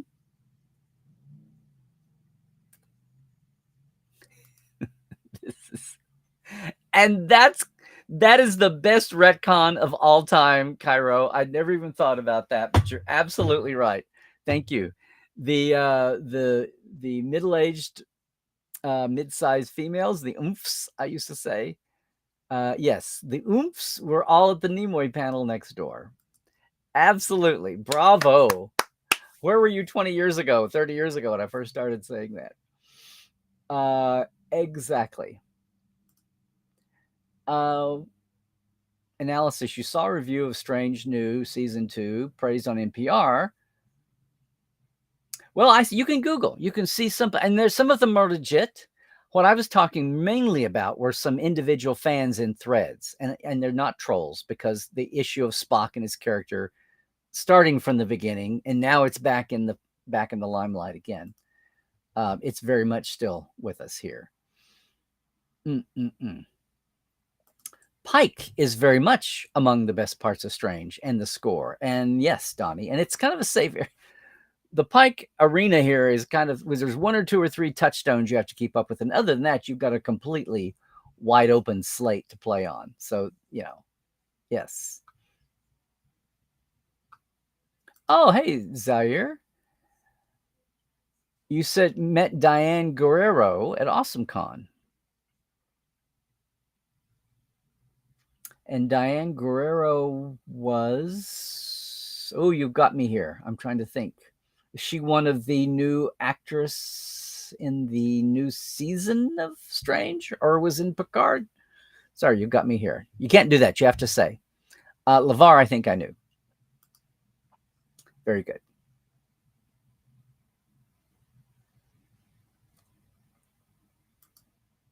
Cairo, if anyone does a Trekland Treks the weekend before Strange New STLV to team up, I'll be in town, but not sure about your plans yet. Okay, Cairo, we can always set one up for you. You're going to be in Los Angeles before Vegas. Very good. Very good. Christina Chong at FedCon said that Pike's hair keeps growing. And something's going to fit his hairstyle. Well, they had it cut close on Discovery, and it was the spitting image of Jeff Hunter when he had his hair back down. I should do this sometime too. Roswell, Frakes is very funny in Roswell. Very good. I always think of Roswell as the place that Ron Moore went to after after he was dumped from the end of Voyager and didn't go on to help make Enterprise. Very good. Zahir, I saw it a month after it opened in 2016, but I have not been back since. So I will take you up on that. Somebody needs to get me to AwesomeCon or such. What are you saying, Melanie?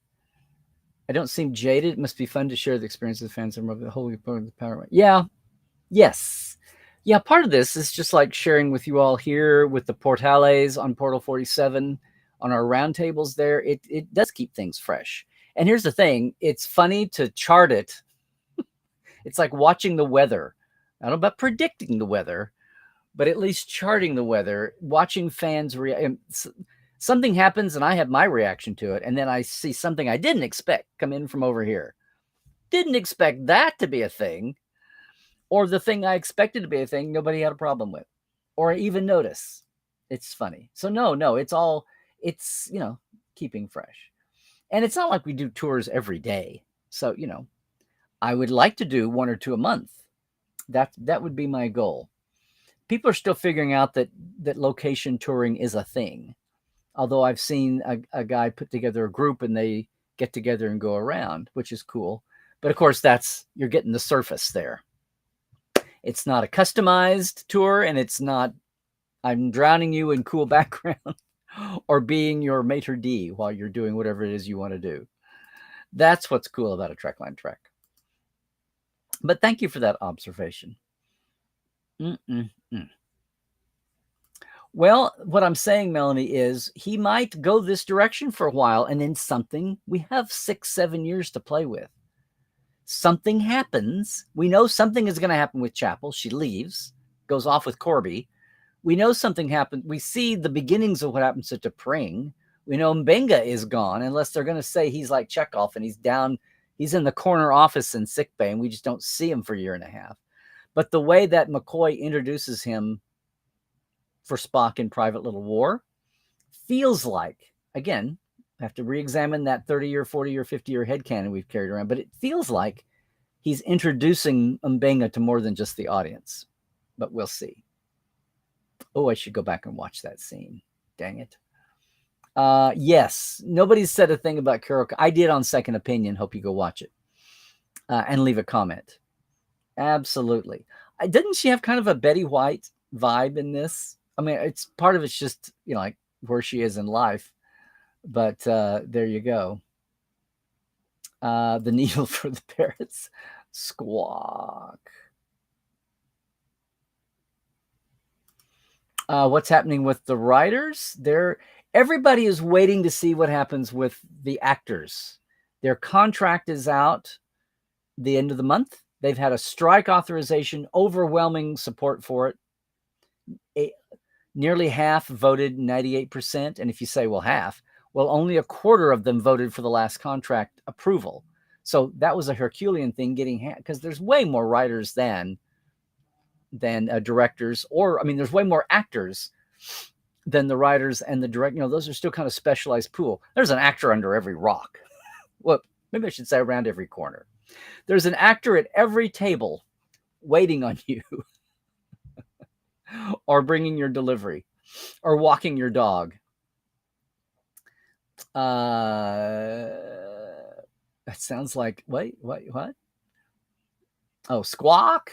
Very funny. Yeah, that's, yes. Squawk for the parrots.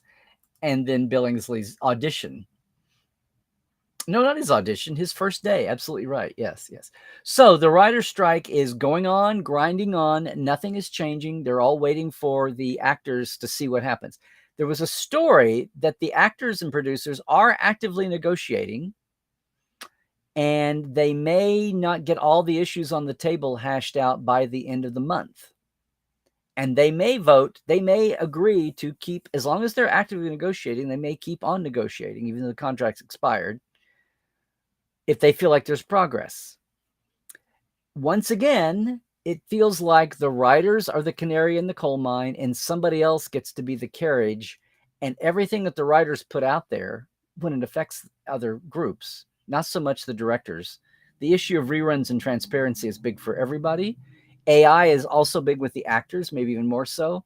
But the writers also have their own, the whole thing about the mini rooms and the way development is skewed now for streaming, and people work on shows and don't get any credit or any pay for it. Again, the gigifying of things. That's a huge issue that's not going to be handled by the actors or the directors. Yes. And the directors have not actually voted. Their voting is open now, and it ends on the 24th. There you go. And that will all have an impact one way or the other on how many issues are settled or even attached, or what happens to the writer's strike then. And there you go. Thank you, Christoph. Yes. And nothing special for me. That was it. Everybody got 6 episodes. 7th will be the Lower Decks crossover. And all 10 titles are out there. Yes, I agree with your hot take, Scott. Frakes is more deserving of the Emmy than Patrick. And Patrick feeling a little bit secondary. Yeah. I mean, you think of everything else. You think of Shaw, you think of Jack, you think of Crusher, you think of Worf and Raffi, you think of Frakes, certainly. You know, as the season wore on, you had more people to shoe on onto the camera. And even if you broke them up into 2s and 2s and 3s or something, you know, whatever. You had that bridge crew to do more than just cursory. You wanted to do more than just a Disco season 1 with that bridge crew, because you had to have enough pathos with them for when Vatic came. You had Vatic, you had Amanda Plummer.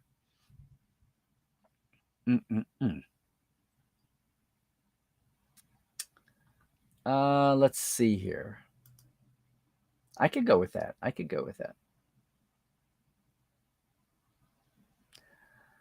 Okay, we have a little sidebar here on the Flash.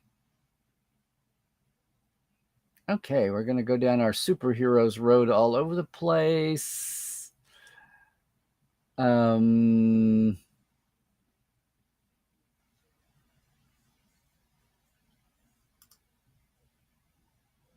Can't tell. We can see more of the room, although the video looks a bit sharper. No zoom, Scott. Oh, I have a tiny. I just have it on a tiny bit. Like, I'm at 1/4 of the zoom of normal. So I figure that has to be a little better. Of course, my monitor here looks sharp and clear.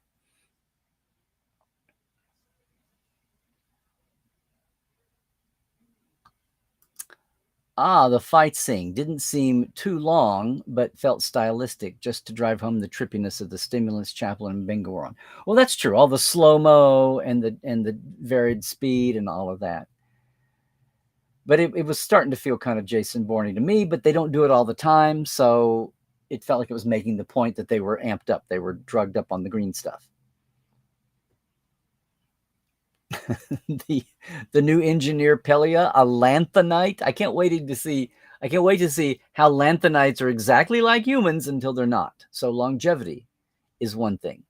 If they all sound like they're from Romania or something, or Hungary. No, not Hungary.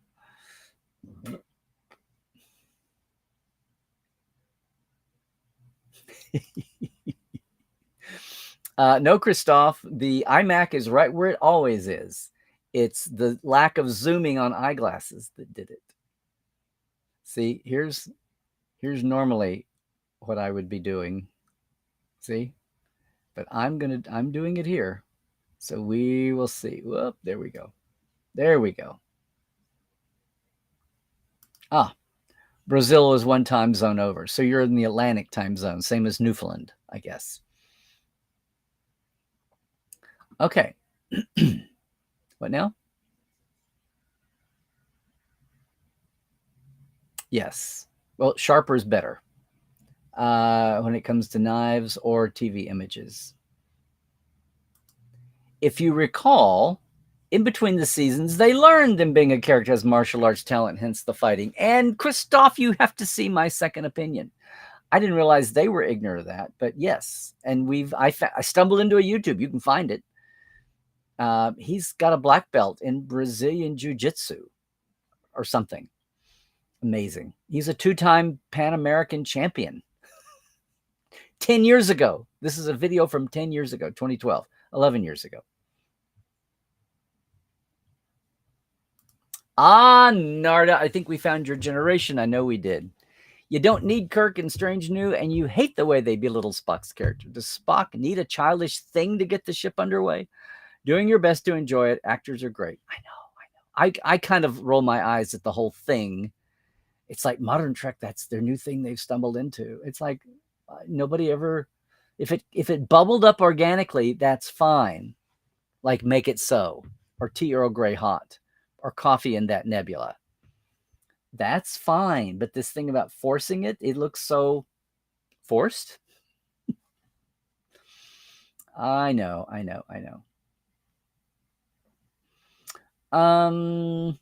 Interesting here on our global scale.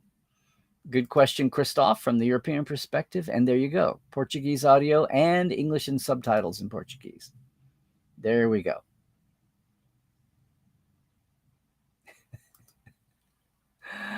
I want the ship to go. Does sound a little Packlet, if that's what you mean, Christoph. Yes.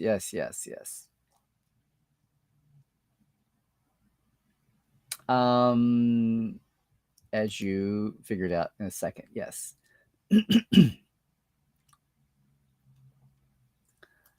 you go. I beat you to it, Scott, or you beat me to it once again. Yes.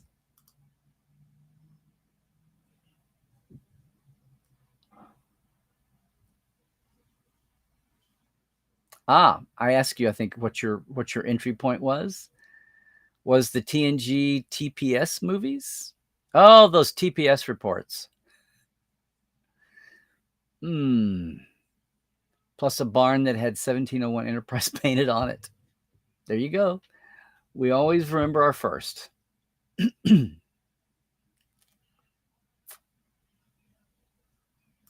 I see. You don't mind it a little bit, but making it a big, huge, blown up deal. Right.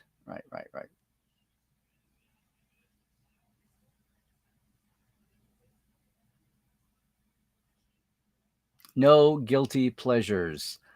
Only pleasure, no guilt. All righty there. Hi, Dan. I know you've been with us before, I think, but it's good to see you today. Treating Spock like an android with an emotion chip. I guess we'll see. What happened. And Narda, you preferred it when he did look more like Jeff Hunter. Changed so much. I think they're just making him. I think they were going to a big hassle to get his hair and his facial makeup to look alike. And I think now they just kind of let him lean into his natural look, which is ruddy and runaway hair.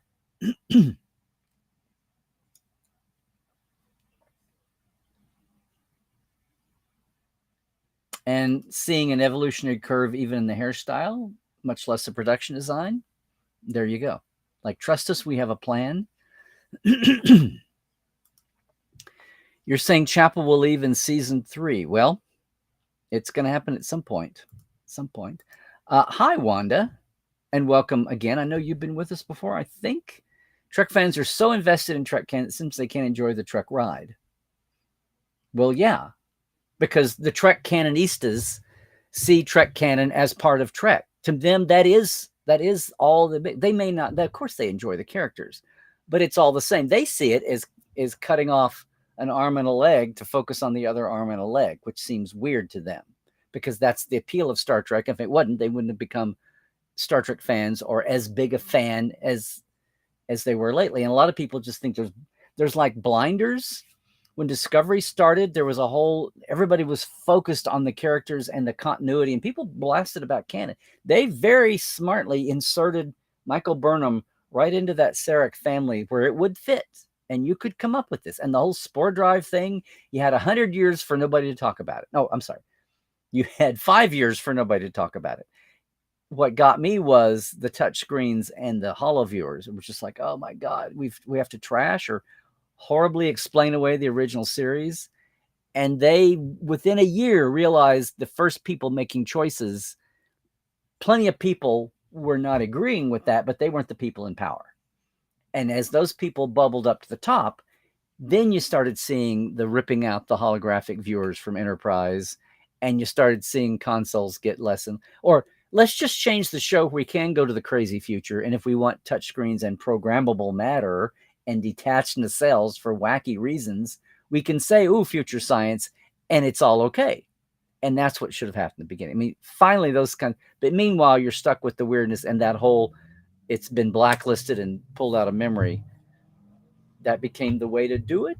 And some people are going to carry around the memory of Discovery their whole lives, Pike and Number One and Spock and anybody who didn't go on the ship. Someday, I want to see Strange New World come up with a random guest character who was a former crewmate on the Discovery who stayed back. I mean, we know who that was. Aside from the leads, Shazad's character, Vulcan Ash. Yeah, he stayed back, and he was well aware. Who else? I mean, obviously L'Rell is out there running the Klingon Empire, sworn to it, apparently. Did almost everybody else go with them to the future? So someday, but maybe not, there's a number somewhere. Some number of people did not go into the future. Someday I want random lower decks person from Discovery who stayed behind to pop up on Strange New Worlds and be a problem. Somebody who's going to spill the beans somehow about Discovery, and it becomes a scandal for Strange New. I just love this. There's a story right there that's begging to be told. And it would totally fit in with everything. And it wouldn't have anything to do with original series unless somehow they made it that way. But I hear you. Oh, I didn't read your second sentence. Strange New Worlds is walking a tightrope with the sequel story. You have to turn off your TOS and just enjoy. What I do is when I get to one of those moments, like right in the beginning with T'Pring and Chapel in the same frame, is I had to go and watch TOS with a totally different look, totally different lens. And it's just like threading Michael into the Sarek family, only even more so. There's a way you can look at a muck time now and totally get it, and there's room. It's just like you walked in the front room and didn't see how in the world these people could put a grand piano in the living room, and you didn't know there was a second living room in the back of the house because you only visited the front of that house for 40 years. In 40 years, you never went to the room at the back with the grand piano in it. But you always heard about how they played their grand piano. That's a horrible metaphor, but that's what I'm thinking. So it's keeping us on our toes. So instead of doing frame grabs to look for all the Easter egg goofy things from 50 years of Star Trek, now we're like stretching our brain for Easter egg explanations, for retcons that way. Oh, Carol Kane's accent to you was terrible and hard to understand. I'm sorry, Maria. I think something happened with Babs. His accent was, he either worked on a new diction or whatever he was doing artificially, he stopped doing or something. But he's much more easier on the standard bland waspy American ear. Well, this is what Christoph said. Yes, the character is supposed to be hundreds of years old. So, but once you get into the flow of it, It happens. And a vote for Frakes and LeVar. Hey, Rocky O, are you new to us on Tuesdays? I'm glad to have you here if you are. I'm glad to have you either way. But it's good to see all the new names on YouTube. I think, Dan, you pre-echoed what I'm saying. When it gets to the point where things start to not make any sense, it's not unreasonable to complain. If you read interviews with Akiva Goldsman, it's clear he... Uh-oh. What happened, Dan? He truly does not care about canon. Yeah, we'll see. We'll see. We'll see. You'll notice that Picard season 3, Akiva totally went back to Strange New Worlds, and just after 2 seasons, and just let what's his name? Just let Terry run with it. Not unlike how Rick got all taken up with Voyager and just let Ira and the guys run off with DS9 increasingly, which he won't say now. And his name is obviously on, there are notes from Rick about everything, and they still had to go argue big issues with Rick or get them approval.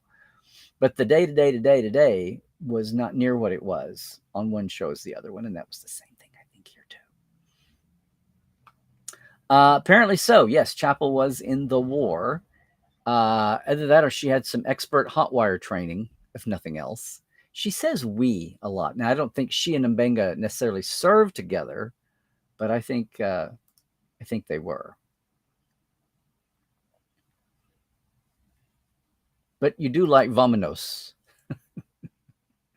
The thing is now a thing. Yeah. Are Lanthanites related to Elorians? Oh, please. If Lanthanites were persecuted by the Borg, I don't want to know about it. Okay, can I just say this? Can I just say maybe Spock should have just said activate the warp drive? I know. I thought the whole make the ship go very fast was a little juvenile. But hi, Dan. For Tuesdays, anyways, what I was saying. Funny how James Bond can be different from actor to actor, but Spock can't even drift a little. Well, it's a whole different universe expectation. James Bond has been in the prime of his life from the 60s to the 20s, which makes no sense. So it evolves over time. They have to do it. And they don't have the benefit of a Doctor Who regeneration. It's not just James Bond, it's everything around him.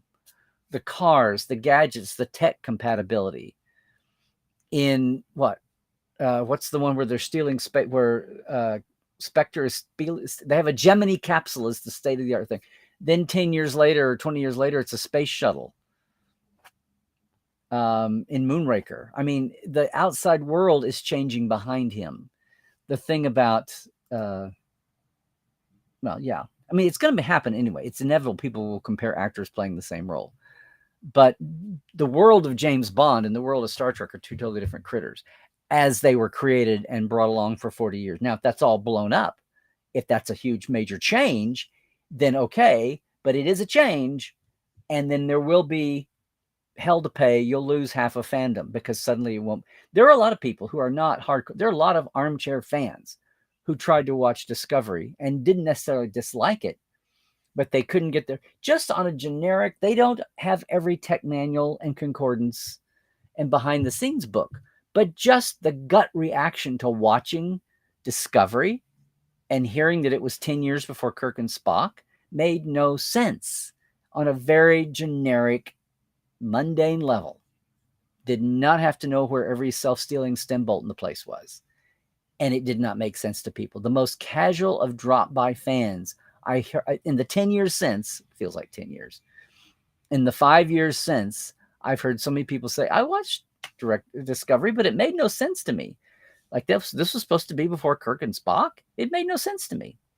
Just on that one basic thing. And the people that put the show together had a blind spot. And a lot of the early decisions were Brian's. And by the time other people could have made different decisions, the money was spent and the die was cast. The mold was made. And they broke that mold as many little ways as they could until they just finally hopscotched to the future. which is too bad they didn't do that in the beginning.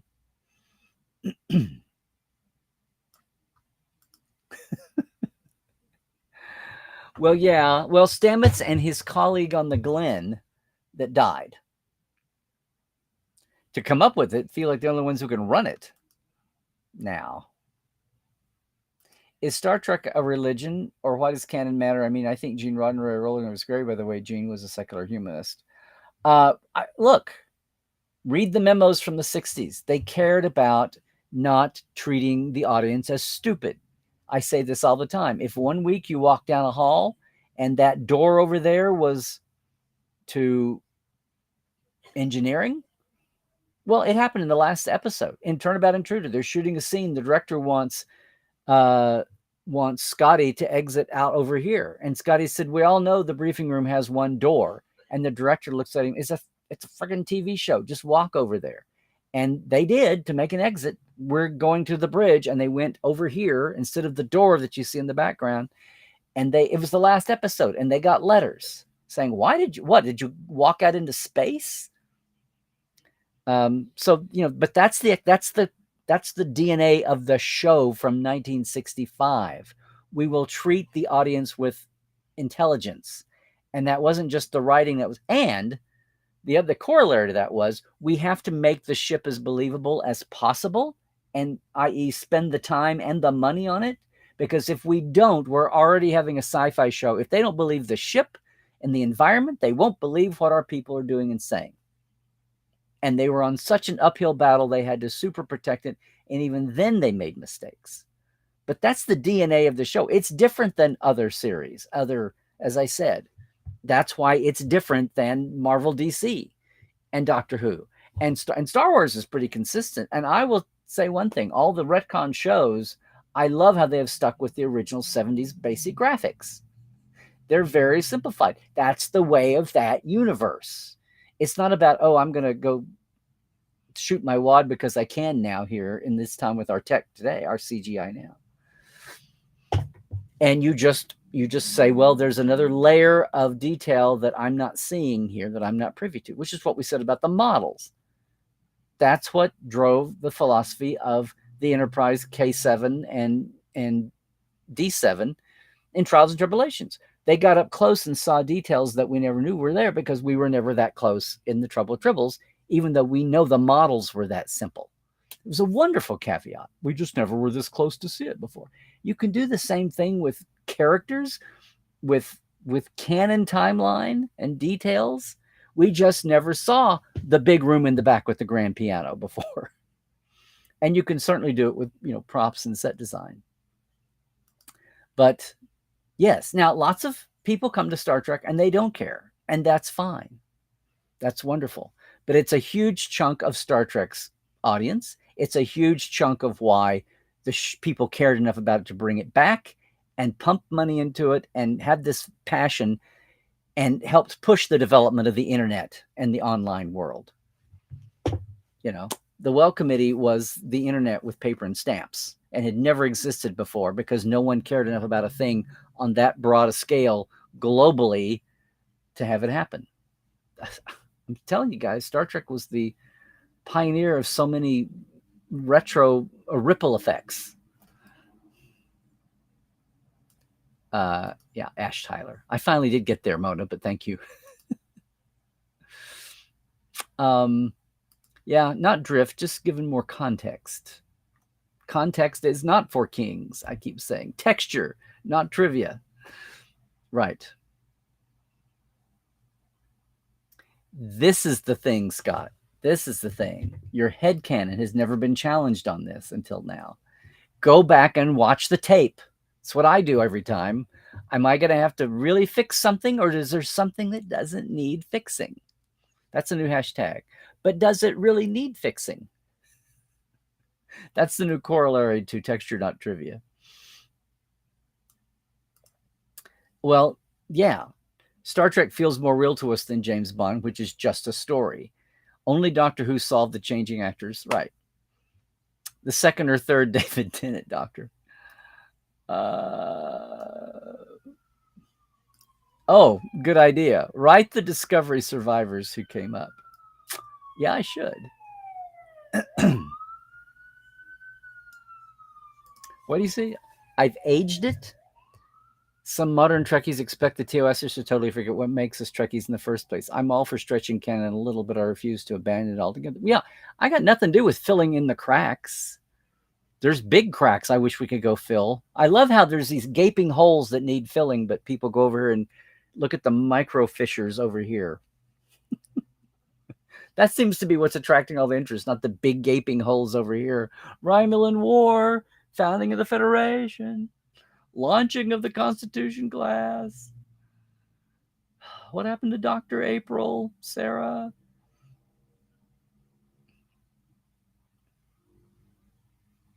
Oh, okay. Aced.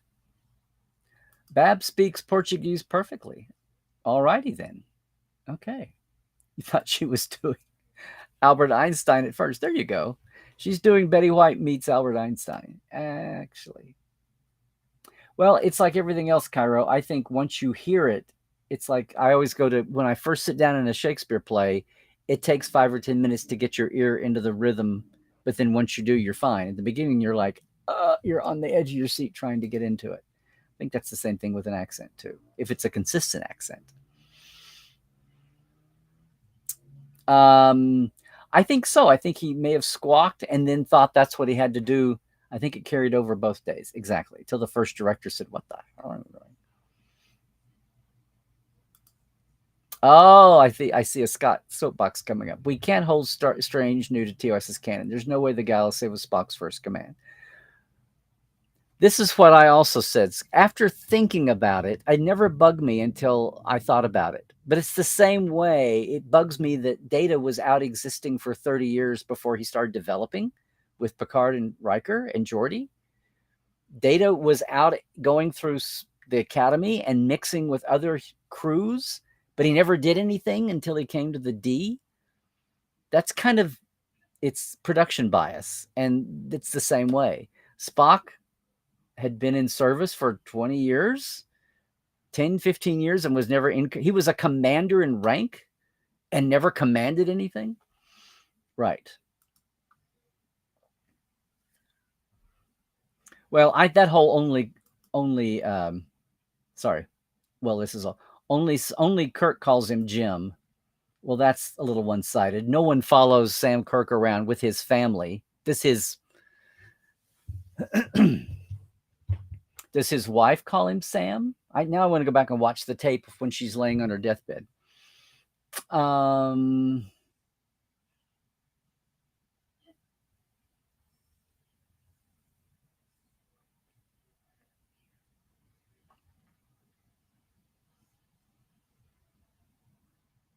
George Samuel Kirk.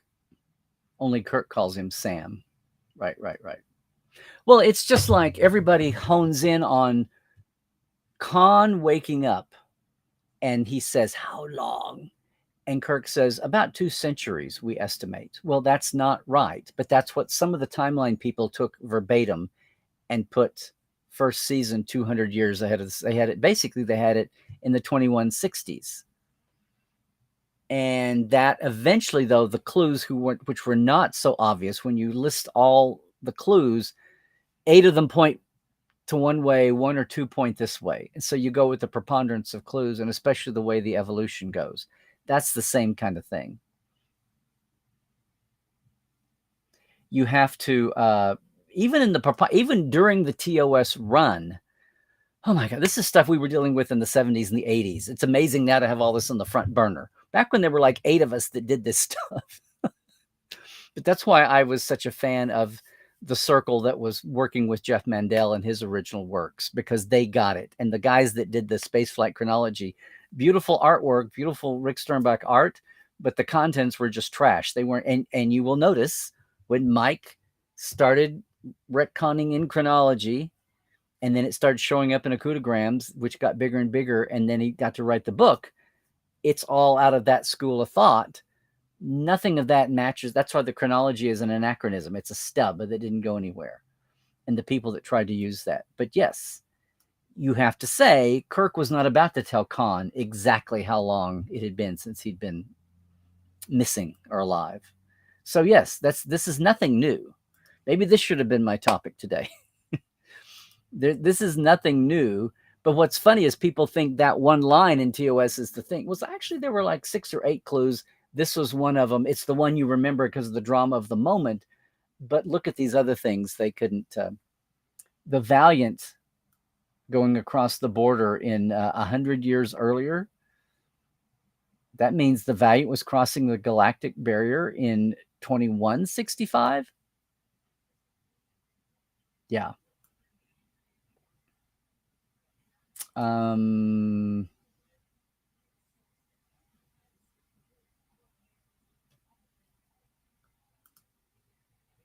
Oh, speaking of canon, can we do without the idea of having Jess Bush playing Chapel? Pining after Spock leaves me cold. I hope they. You mean the fact it's unrequited, that Spock doesn't return it? Well, guys, gals, peeps, we have tons of time to say. Maybe Spock is traumatized, and he says, not only does he say, "I'm not going to fall for her, I'm not going to fall for anybody," and he totally shuts himself down. He's got Layla to get through. He's got whatever happens with Chapel to get through. He may be trying in vain to salvage his time with T'Pring. I mean, we have a lot of stuff to cram in here these years. Everybody's acting like we're a day away from amok time and the rest of we've got lots of time to do this. I'm fine with it. I just wish we could go to a totally different corner and look at, I don't care about the characters. I just want to explore the universe. And I would care about the characters. Every time I hear somebody say they want to reboot the TNG cast, I'm like, why? Why? It's a universe, not a series. That's a new hashtag. It's a universe, not a series.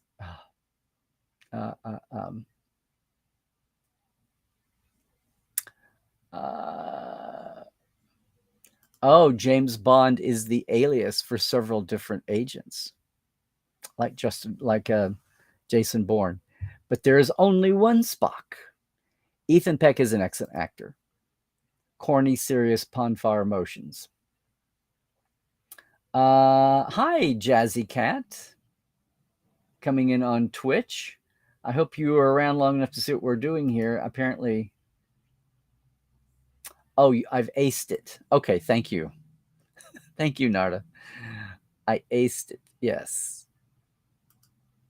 See, to me, it's not stretching canon. It's just, you know how you can say you can always divide something in half? You can infinitely always find a midpoint between two other points. You're getting into the microns and the micromicrons, but you can still always find a midpoint between two established points. And that's what you get. My point would be, while you're doing that, why not go over here and, you know, some people want to subdivide a half a block in an urban area. Some people want to go out and just buy 160 acres of nothingness. One is much easier, I would think. But then there's infrastructure. Oh, you missed most of the conversation, but you're bringing over your Twitch viewers. Well, I hope they're Trek fans. That would be awesome. Hey, Fathery. Yeah, I saw somebody mention this. If Flint was a lanthanite, but we don't know what I mean, Flint is like, what would that be? He's ancient. So 2,000 years? Even in 20, I'm trying to think here. 3 millennia? Is a lanthanite going to be that old? But you know what? I wouldn't put, at this stage, I would not put it past him. I would not put it past him. Why would Flint not say that? Because it was no frame of reference. He too looked like he could have hidden on Earth until he was outed. That's the funny thing. This is the best thing since Doctor Who regenerating. What a great thing for lanthanites now. They need no makeup. You got an actor that you want, but they insist on, you got a big name person that insists no makeup, even more than Christopher Walken, not Christopher Walken, than Christopher Plummer. Make him a lanthanite. No makeup required. No prosthetics required. Well, you know, because of the long life, Guinan had at least several hundred years. I think You know, it would be funny if that was true. Now I've got a whole new thing. It would be funny if the reason they didn't go with LRNs, aside from maybe having to pay somebody, rights issues, which then again, they use aliens all the time and they're not. Anyway, is that they don't want any kind of a Borg crossover. They don't want any invoking of Borg, LRN, whatever. Or they don't want, they can have the bartendery hear listeners feel without calling it that with capital letters.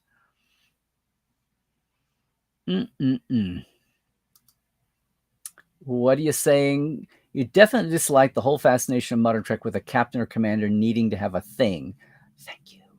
I much better have a protocol standard that's always the same, and Engage was supposed to be that. So any bridge crew knows what to do. Well, I think rank has its privilege, RHIP, but I just think it should be organic. There shouldn't be a name the thing contest.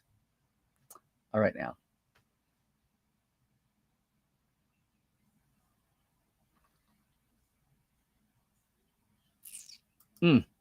You also find it easier to understand British podcasters that don't talk BBC. They don't talk BBC English. I say. Oh, talking over to the the Jazzy Cat Raiders. Thank you. Like and subscribe. Well, Cairo, this was the Monty Python revelation to me. There isn't just one British accent.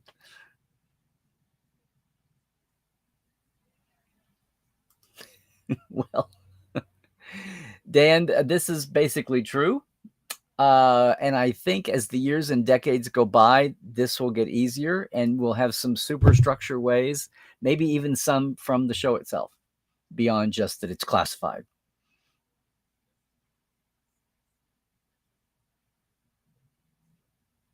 Well, you know, did nobody... To me, Carol Kane sounds just like she did on Taxi when she was... what's his name's? I was going to call him Kafka, but that's the playwright. Latka. When she was Latka's wife, Simka, she plays that Eastern European pidgin accent. If nobody remembers her from Taxi when she was Latka's wife, which was hysterical, much less when she's the witch queen from Billy Crystal's, witch wife, the wizard in Princess Bride. She just does that accent. It's old hat to me. And you get your ears attuned to it, and there you go. Don't understand what people don't think canon doesn't matter. They don't understand that true canon is quite simply the stability of our universe. An alternate universe is a different thing altogether. Yeah, well, there's different ways people don't understand. Canon is just the sanity. Canon is the price you pay for having a great show that lives more than 8 or 10 episodes. If you have one season, no one cares. The longer you go on, A, you've been popular for a reason, and B, there's canon of character. There's the way the character acts and not acts, and people treat that like it's sacred. But the world that they're populating, then if they're not going to populate the same world, then explain why they're not populating the same world. Then let them hop through quantum universes or something where everything is a little bit off without being cute about it.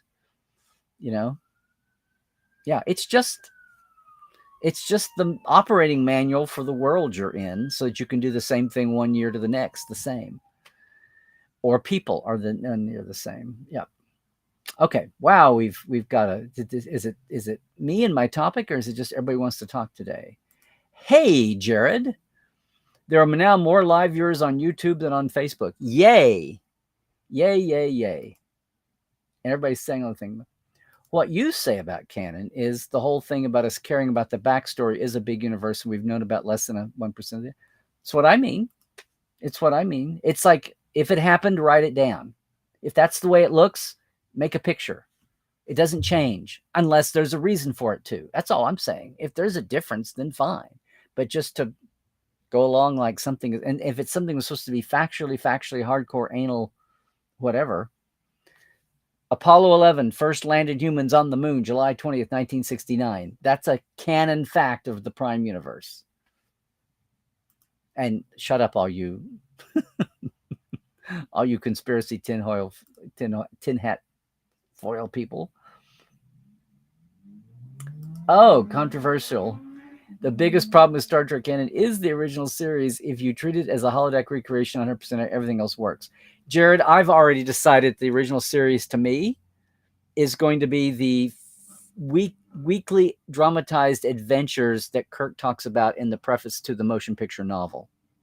As much as it pains me, it's like they're mostly loosely right, but they made them, they recreated them for popular public mass consumption.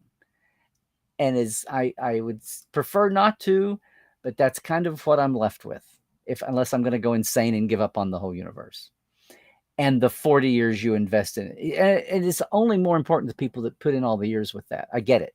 The generation, we will eventually get to time, gang, when we are flying faster than light, and it will have nothing to do with the lithium or matter antimatter. There will be another propulsion system, and we'll go faster than light. But all the backstory and technology and the wars over dilithium and the dilithium planets and all of that is going to be all moot and pointless because in reality, it won't have anything to do with it. It'll be back there with Cavermite.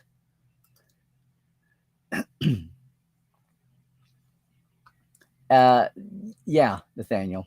An officer who was never an officer in charge of never being made XO. Exactly.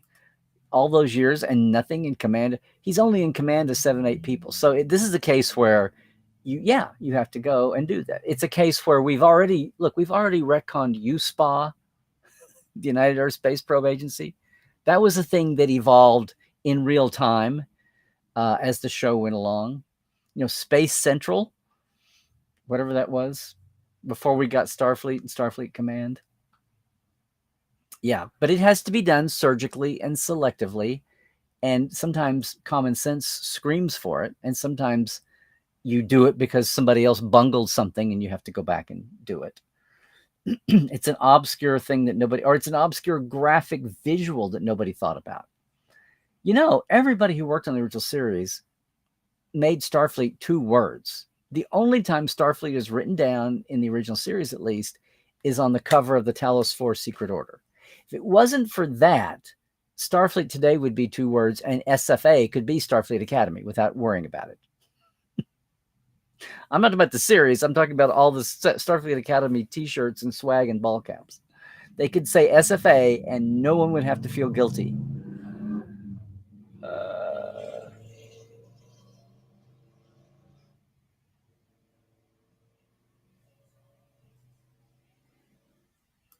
Well, this is a very highfalutin way of saying it, Christoph, but thank you. The better chat thread experience. Cool. Good for you, Jared. Citizenship courses. Heaven forbid, I know a lot of people serving in elected office who could stand a citizenship course. There you go, Melanie. You caught up with me, or I caught up with you. Yep.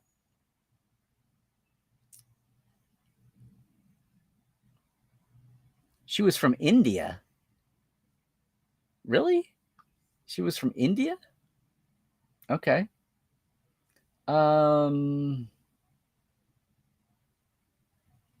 Yeah, there you go. We'll sort that out. We'll sort the whole command thing out. I noticed it. I thought of it, and I'm like, oh, we'll finish that. But that obviously, the greater preponderance of evidence couldn't make that his first command. It didn't make any sense then. He had the stripes that he never, even in a half a season down, that never should have been a thing. But it made sense to us because we were new and not thinking that way. Yes, Stephen. Excuse me, fathery. Having to come up with true explanations for continuity all my life. Exactly. Why are you even a fan? Brother, we reach. I always say if mental gymnastics were an Olympic, even I'd be a gold medalist for some of my head canon. Oh, yeah. People still get their panties in a wad about Janice telling Kirk, your world of Starfleet captains doesn't admit women. People look at world of Starfleet captains and ignore the your. She's being personal. She's psychotic for one thing, but she's talking about him, and she's saying he doesn't accept women as captains. No, I don't accept you. You need help, and I'm not accepting you. Plenty of other women, maybe. Yes. Edith Keeler, okay, fine. Plenty of others. But for years, people took that to say, oh, it's the 60s. And it's like, really? After all that Star Trek had done? You could have blamed it on the sloppiness of the last script when people were walking out the door. But that's always been my easy retcon. And then finally, it's not Federation Starfleet, but Earth Starfleet gives us Captain Ramirez, right? Hernandez. Captain Hernandez on the Columbia. So Spock and Uhura never dated in the Strange New Universe, only Kelvin. Yeah. She flirts with him a little bit, but it's all friendly flirting there at the beginning. She teases him more than flirts with him. And that's why you could see an adjacent quantum universe would be okay. It was queasy. I was very queasy watching 09 the first time in that screening. I was like, oh.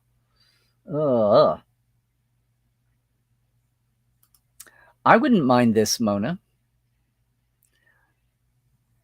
Caution. 6 years, 9 months, 2 days until... Well, Strange New Worlds is a year before the Man Trap and or Corbomite maneuver, so... What? I would care about all the characters if they were on Risa. I know you're kidding, but I don't even get what the jumping off point for that is. Yeah. Yes. I'm sorry. This is a thing? Yes. Yeah. And I don't know what you're as far as we know. Oh, as far as we know about Spock. Yes. Oh, well, stay tuned to Strange New World Season 4. I don't know. Yeah, well, Memory Alpha's going by on what we have now. Flint could have been lying to them. Who's going to check it out? If McCoy is running scans on Flint, wouldn't the same thing have happened with people having to submit to scans? Maybe not on a deep. How many Lanthanites were hiding on Earth for another 100 years?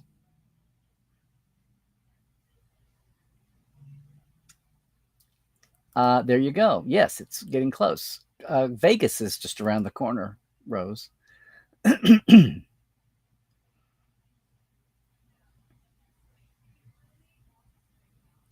Yeah. Well, there's one thing about touching upon the original characters, but there's just one thing about snuggling down inside all the cracks around them that's a little weird. Oh, sorry, that got a little graphic, didn't it? Oh, what would my thing be? You know what? Never in my life did I ever decide that I needed a thing. That's never been on my list of the top 50 things to do in Star Trek fandom. Come up with your own warp drive command. It's for some reason I never needed that. It's the thing I never knew I needed, that I'm defective for not wanting. What would it be? I don't know.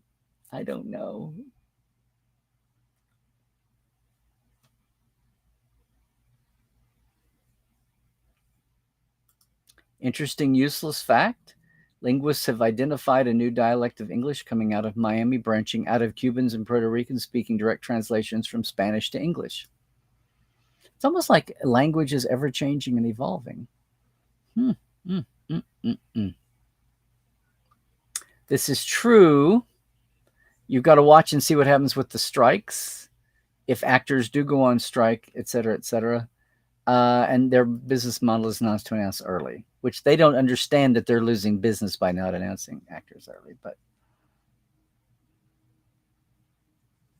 slightly less ancient cut. Carol Kane was Mama Cobblepot on Gotham. There you go.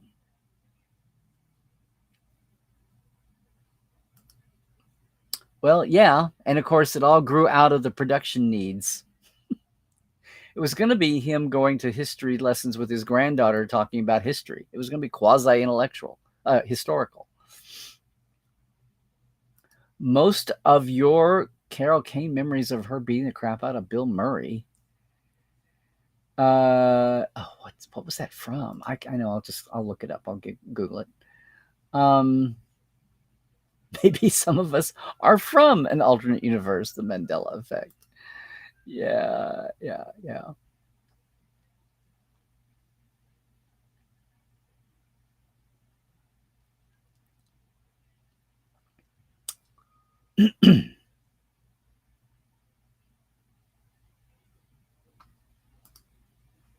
Well, thank you, Narda. It's not wrong. It's just if you alter it, then you're in an alternate timeline, and that's fine. That's for all mankind. Although I think we still landed on July 20th, 1969. Just the Soviets landed earlier.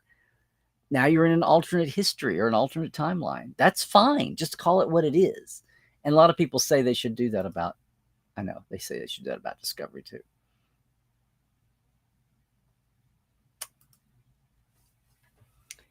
TOS viewed in the same way that was the in-universe explanation of B5 as an in-universe docudrama was, oh, hi, Moo. Hello. Is this your first time with us on Tuesdays? Awesome if it is. And if not, welcome back. But there was something in B5. I'm not a huge viewer fan. I mean, fan. I don't dislike it. Just never had the time and the brain crossover to do it. But there was something with B5 about explaining it as an in-universe docudrama. I'll have to go check that out if you don't have time to tell me. Educate me. But yeah.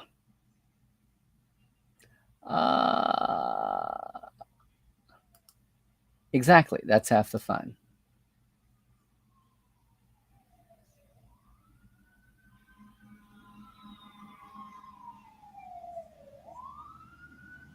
Oh, a season 4, maybe finale. Yeah, could have been.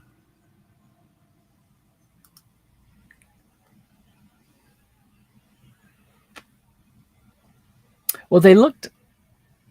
I don't want to sound racist here. I thought they were way too. I thought they were way too light skinned to be from India. But that's my 70s, 80s brain, never 20s, 30s brain, not thinking.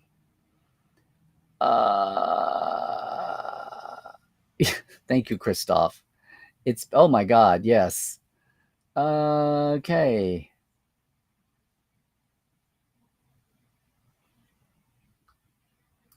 Oh, okay. Very good. Very good. I do think we need to wrap up, guys, gals, peeps.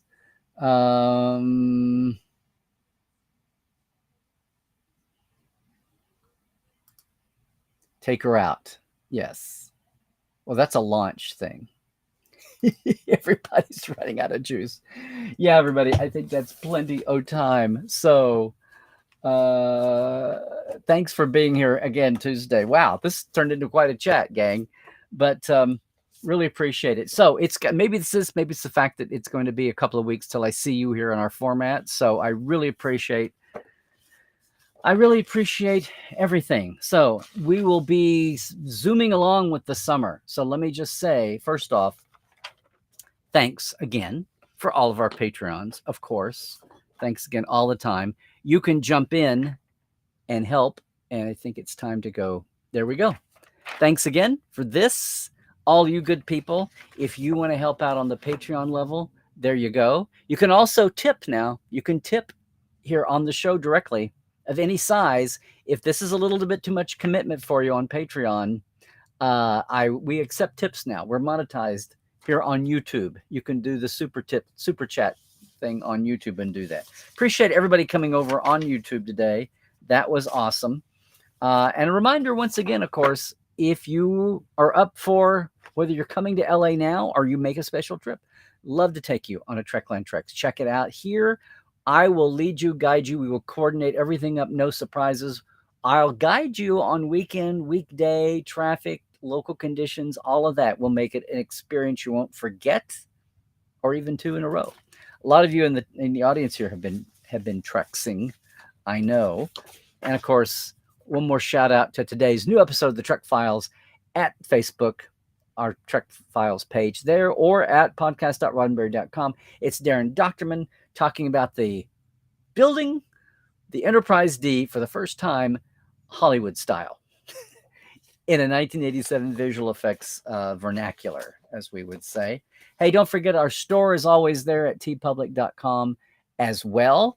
Check out the Second Opinion every week now on YouTube channel only. That's why you like and subscribe. And, well, there you go. It's Larry's Trekland there, as well as Facebook and Instagram. It has a lot of fun stuff, too. Larry on Twitter still, portal47.net. Jump in with the Portales. Check that out. The features are all there at portal47.net. Whew. Thanks again, everybody, for joining me. A good discussion here. I don't have time on Second Opinion to get into some of this weedy stuff. I mention it and move on. So this is the time to do that. And again, first episode out, we'll see what we think about this. Obviously, a few episodes in, we know a lot of what's coming, a lot we do not know. And a lot of it is not what's on the surface. It's the tone and texture with the trivia. So we'll see. We'll see. Thank you all so much for being with us today. And as you go forward, as I see you, maybe I'll see you at SoonerCon in Oklahoma in a week and a half, the last weekend of, well, it's June into July 1st and 2nd. Love to see you there if you can make it. I'm going to be having a family week next week like no other. I hope it's not too hot, and I hope it's not too rainy the whole time. It won't be California. Get my humid skin on. But till next time we're here, or the next time down the road we meet, Trek Files will be proceeding apace. No break in the Trek Files, I should have mentioned too. But until we do have time together again, everybody, stay well, do all the things, stay healthy.